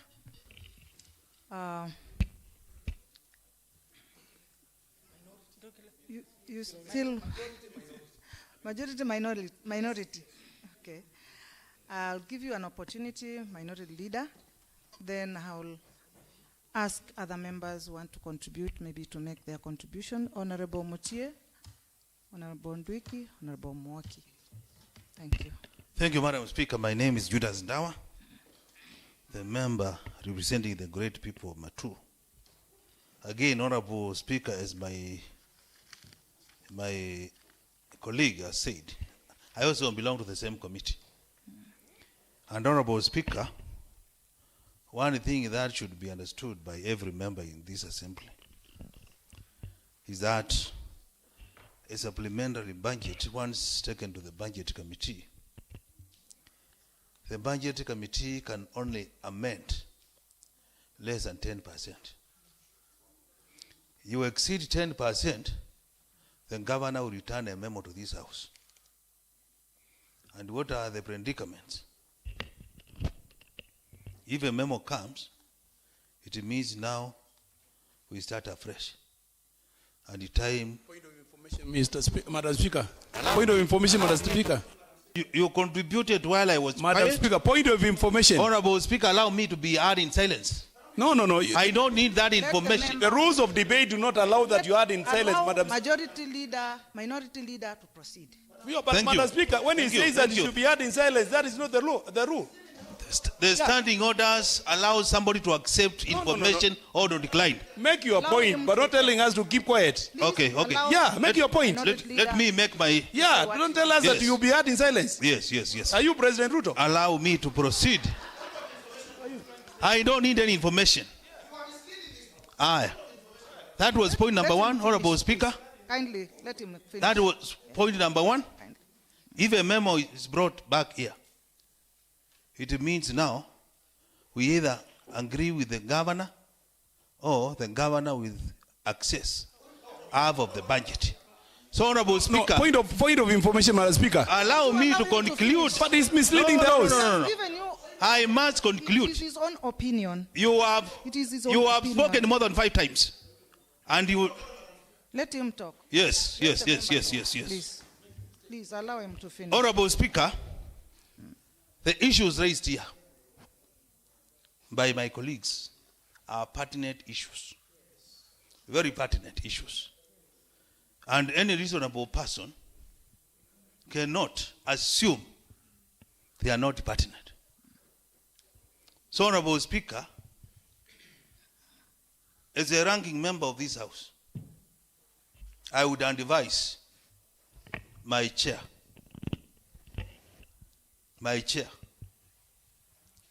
we get the report back, we call the author of the supplementary budget, we sit with him, get clarification of all the queries,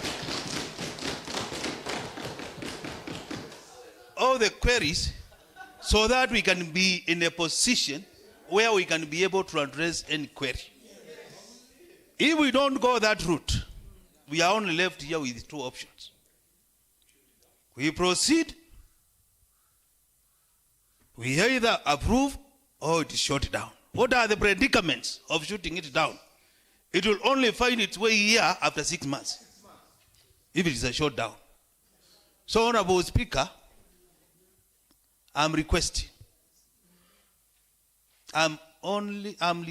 my colleagues and the House to allow that we take back that document. Even if we are adjourning today, we still have a room for calling special sitting. When we are ready with all answers.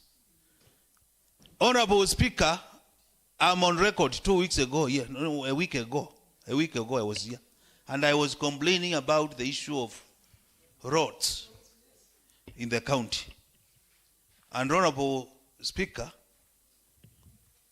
if a recommendation is being brought here to take away money instead of handing money to the crippled department, that means we are not serious. Honorable Speaker, Department of Roads is interdisciplinary. It is interdisciplinary in this sense. You drill a bore somewhere without a road, you cannot drink that water. Build an hospital somewhere without a road, you cannot access that facility.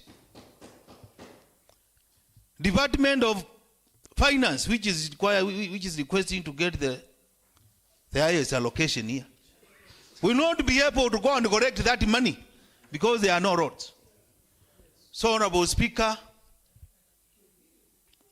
as a senior citizen of this country, I request, let us not be in a hurry to make a mistake. Then, after making the mistake, we stop operations for 6 months. Honorable Speaker, those are my submissions, and I'm requesting my fellow colleagues to agree with me.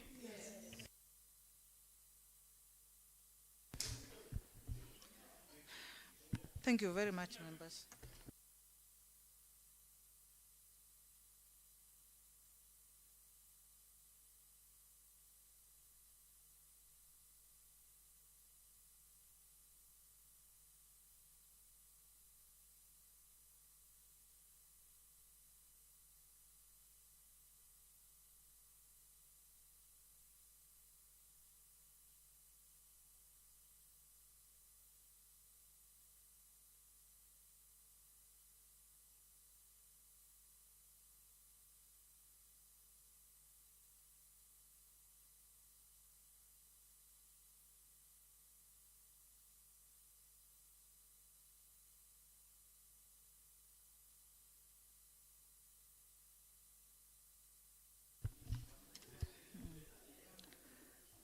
I had requested Honorable Mutie,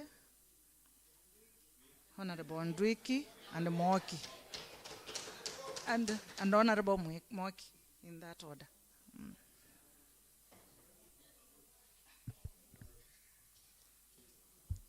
Thank you, Honorable Speaker. I'd like to make my comments on this document that we are having today.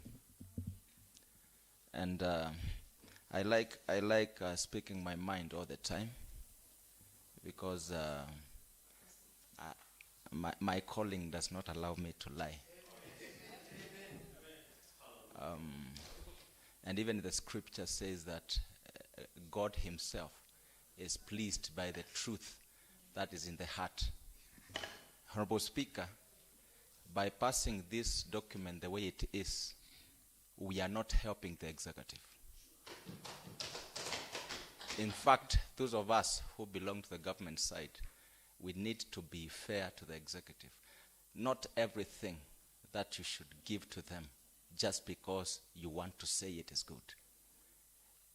We want the supplementary budget for work to proceed, but not just any supplementary budget. Honorable Speaker, I also want to direct, to inform the Honorable Minority Leader, though in absentia, that it is not true that the budget cannot be amended.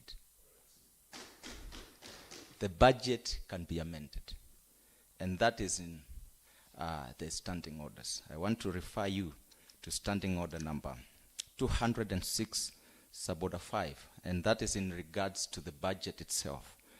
That the Budget and Appropriation Committee shall discuss and review the estimates and make recommendations to the Assembly, taking into account the recommendation of sectoral committees, the views of the county executive member responsible for finance, and members of the public.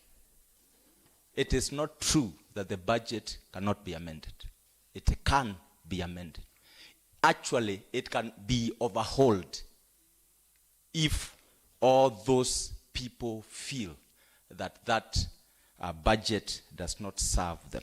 I want to refer you to standing order number 208, standing order number 2.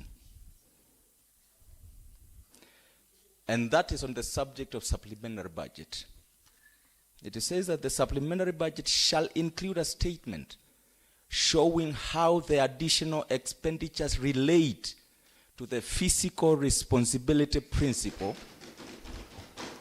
and financial objectives. Now, before we pass this document, does it meet those requirements? Those are the questions we need to ask. Not which side you are in. Not whether you are supporting government or opposing government. Let us ask ourselves, does this supplementary budget meet the financial responsibility of the government? Honorable Speaker, You will hear the committee say on how the personnel emolument ratio for staff to be reduced from 42 to 35. Honorable Speaker, they said that last year. They say, actually for all that time when I have considered budget, I have seen that, and it appears as the first recommendation. Honorable Speaker, of interest to me is what they say after that recommendation. The county treasurer, if we have one, needs to come with strategies of overcoming this violation. They have said that even last year. In fact, this statement should be providing those answers. The CEC Finance should have brought a method statement on what he is doing, on what advice is he giving to the government in overcoming this challenge. Honorable Speaker, I hear the CEC Finance say in some of his submissions that on the high wage bill, listen to this and see how casual we can become.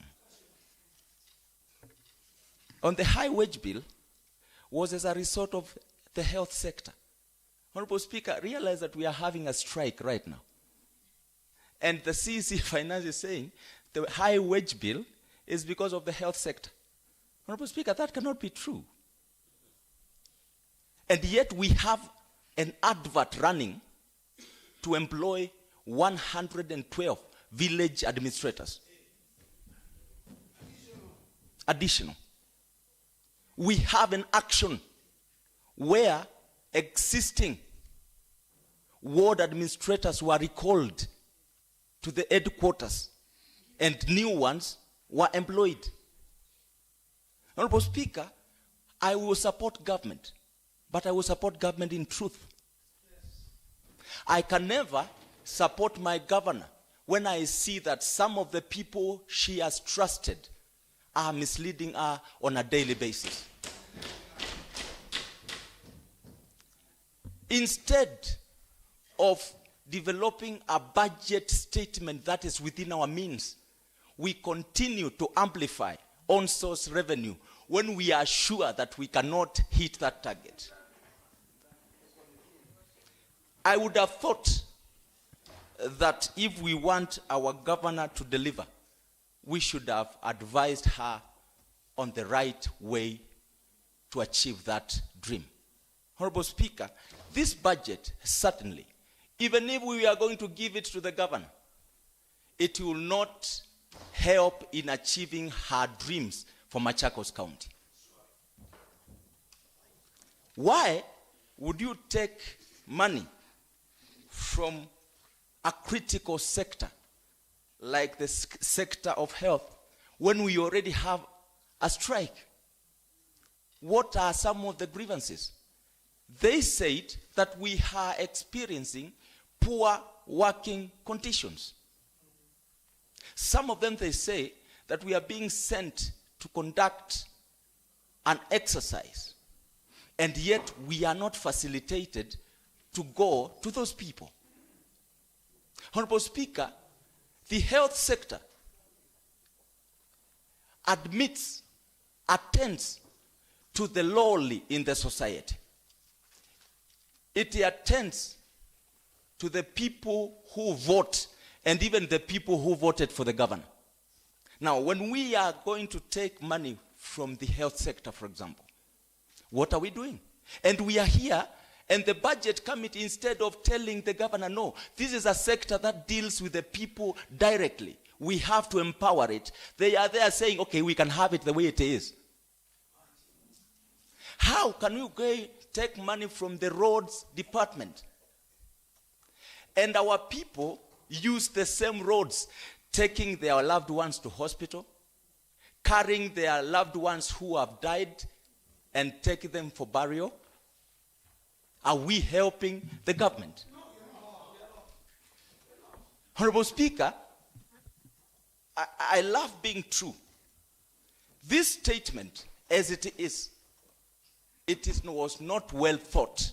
And the budget committee, they are not assisting the governor to deliver her mandate, because they should have advised from a point of understanding, bearing in mind that they are members elected to represent people in this assembly. The CEC Finance does not represent the people. In fact, the electorate will only demand for answers from two types of people. The people of Machakos Central will demand the responses from the Honorable Nicholas because they elected him. The people of Machakos Central will also demand answers from the governor because they casted a vote for her. But with this kind of a document, those answers which people will raise, none of those two people will answer, because it will not address the needs of the people. I would recommend, what is the hurry of passing the supplementary budget? Who is dying? Who is dying? In fact, if we have it the way it is, we can have it for the sake of having it. In fact, I can say let us pass it the way it is. And 2 weeks later, we will have a discussion of the same. Honorable Speaker, I can bet with my next year's salary, because this month I've already committed it,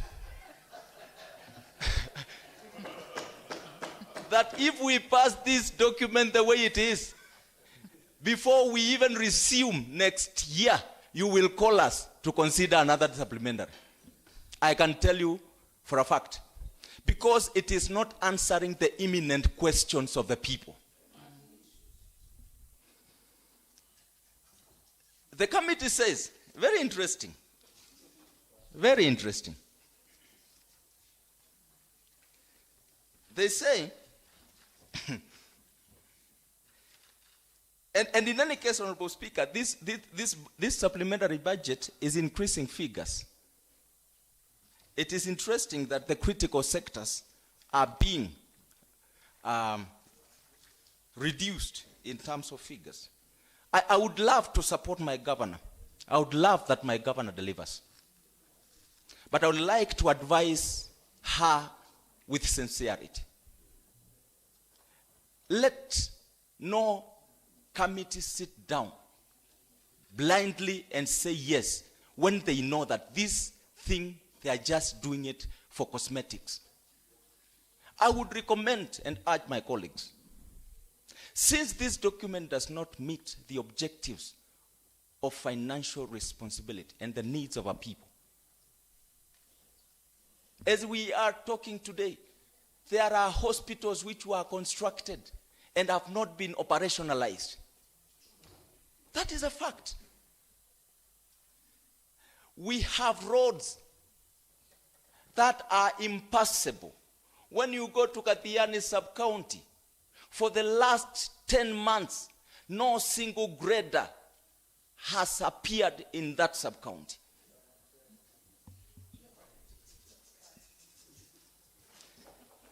Of importance, Honorable Speaker, we have a strike that is going on. This budget should be able to address some of the issues in that strike. This budget, at least 2 years down the line, should be evaluating where we are coming from, where we are, and where we are going to. But as it is, we are just in for another formality. We just say yes, and we do not help our government.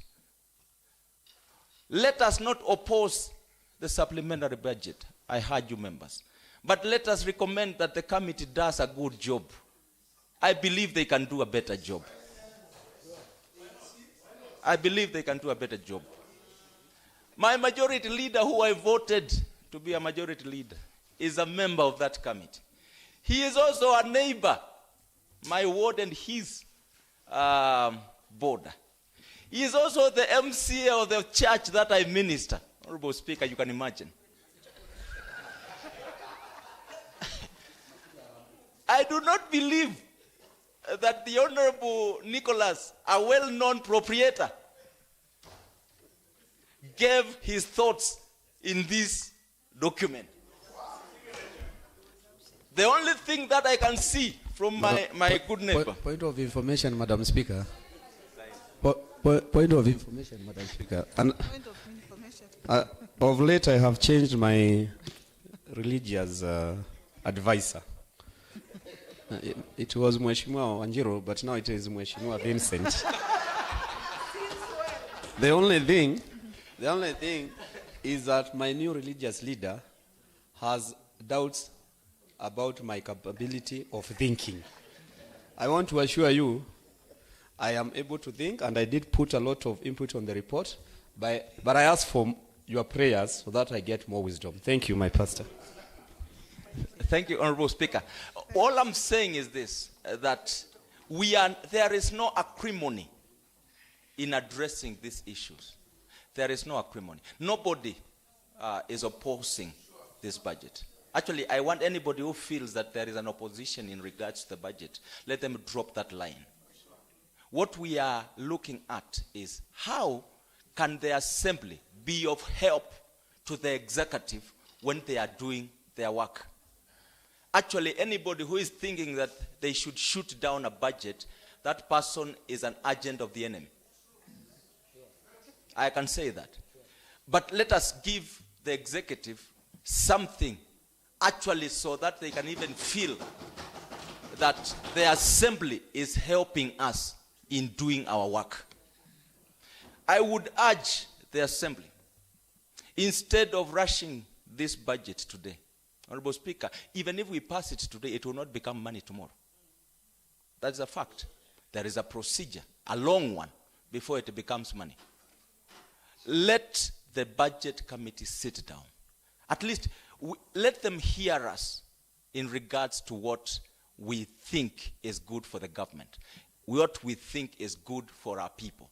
And let us come back again, even if it is on Thursday, on Friday rather. And let us pass it. No, on Friday, this coming Friday. And let us pass it with an understanding. I think that way the House will be honored. That way the Budget Committee will be honored. That way the majority side which I sit will be honored, and the minority side will also be honored, and all of us will be honored. I thank you, Honorable Speaker.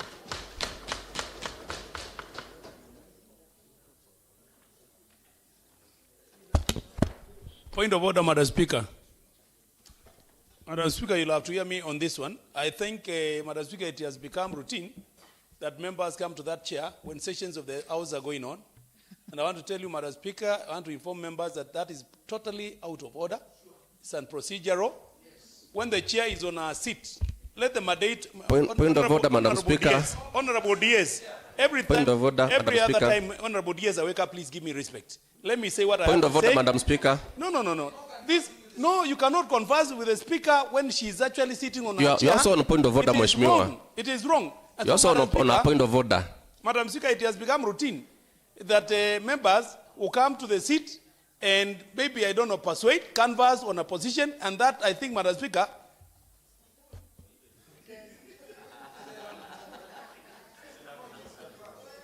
no, it's wrong. Yeah.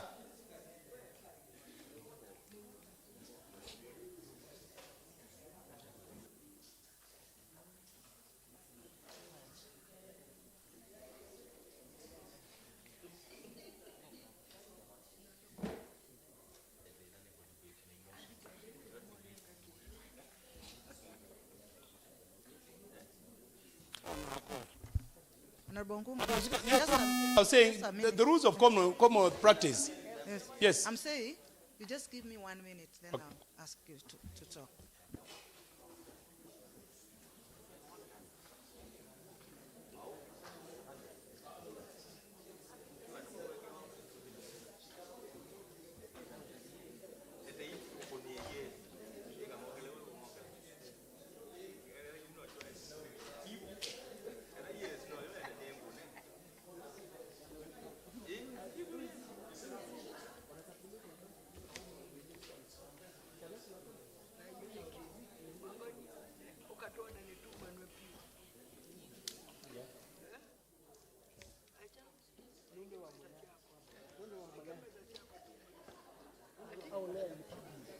Yeah, so Madam Speaker, I was saying, Yes, I was saying with your permission, Yes. it is orderly that when the chair, and actually this is because normally it is not you that is going to sit there forever. Yes. We even have times that the Deputy Speaker will be sitting, the members of the Speaker's panel will be sitting. Yes. It is orderly that Madam Speaker, the Speaker on the chair can only consult the table.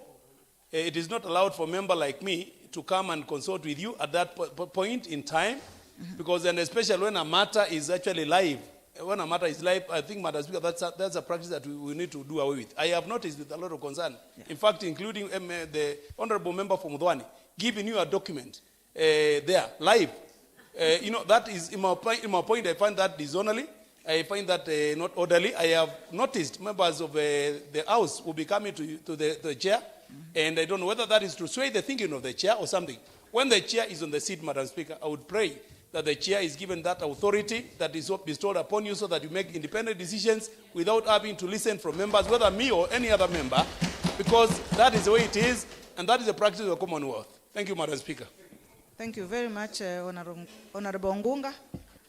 But I just want to find out from you, if somebody just wants to consult me, they consult through the table. It's guided. Thank you. Thank you, members. Honorable Ndwiki, I wanted to make a decision. No, you ain't given me the opportunity. Okay, please. Thank you, Madam Speaker. Yes, please. I'm back to give my little contribution, which is also very important in this matter.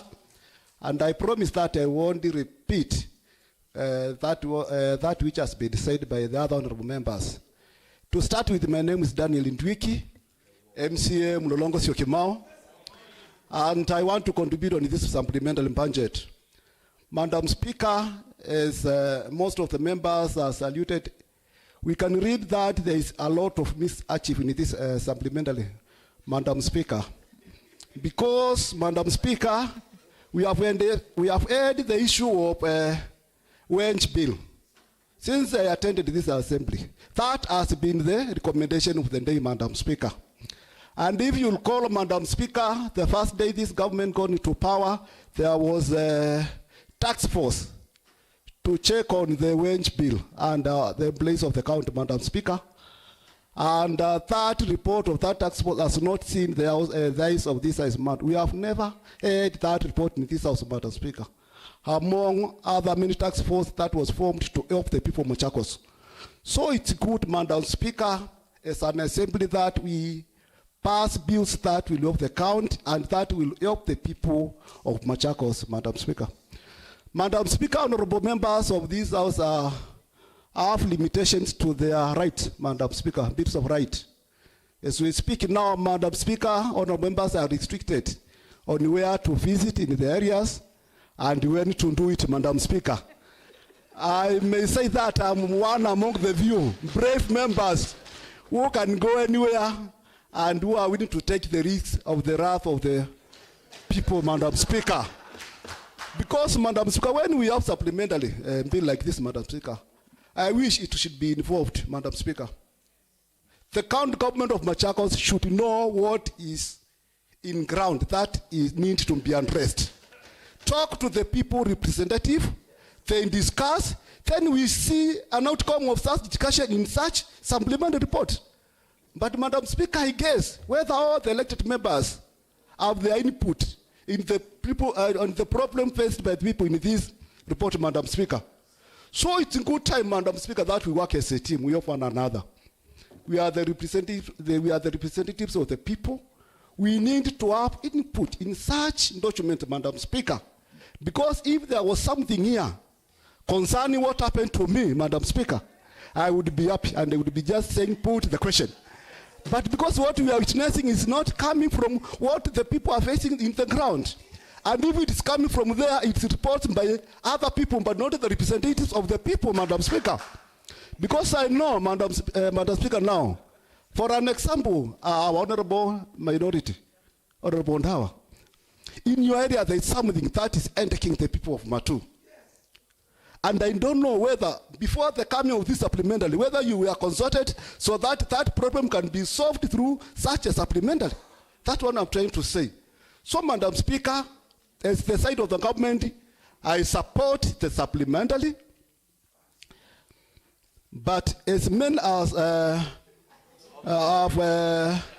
I've said, Madam Speaker, I want to go with the majority that we need to relook on this, Madam Speaker, so that we pass something that will help the county government of Machakos to deliver to its people, and that will enable members of this assembly to have freedom of movement, because now our freedom of movement is restricted. So thank you. I beg that we look at it very well and then we pass it, because we want to help the government run businesses, but we cannot help in the wrong way. Let us help in the right way. So let us check where need to be checked, and then we pass it, so that we give the county an opportunity to serve its people. Thank you, and I beg to support. Thank you. Thank you, members. At this point, I want to say this. I've listened to the discussions taking place here, and I've also noted issues that needs to be discussed further. And I want to ask this House, at this point, we adjourn, allow members to discuss this matter, then we have this matter in the afternoon. The time in between, you discuss the matter, and then we can defer. We can come in the afternoon to discuss, including the matter that is pending, the one that had remained. Yeah. Thank you. Two? The House, honorable members, the House adjourns to Wednesday, 4th December 2024 at 3:30 p.m. 3:30 p.m. What time is it? It's already past. No, 3:30. Let's come back at 3:30, members. Thank you. Thank you, members. All the best.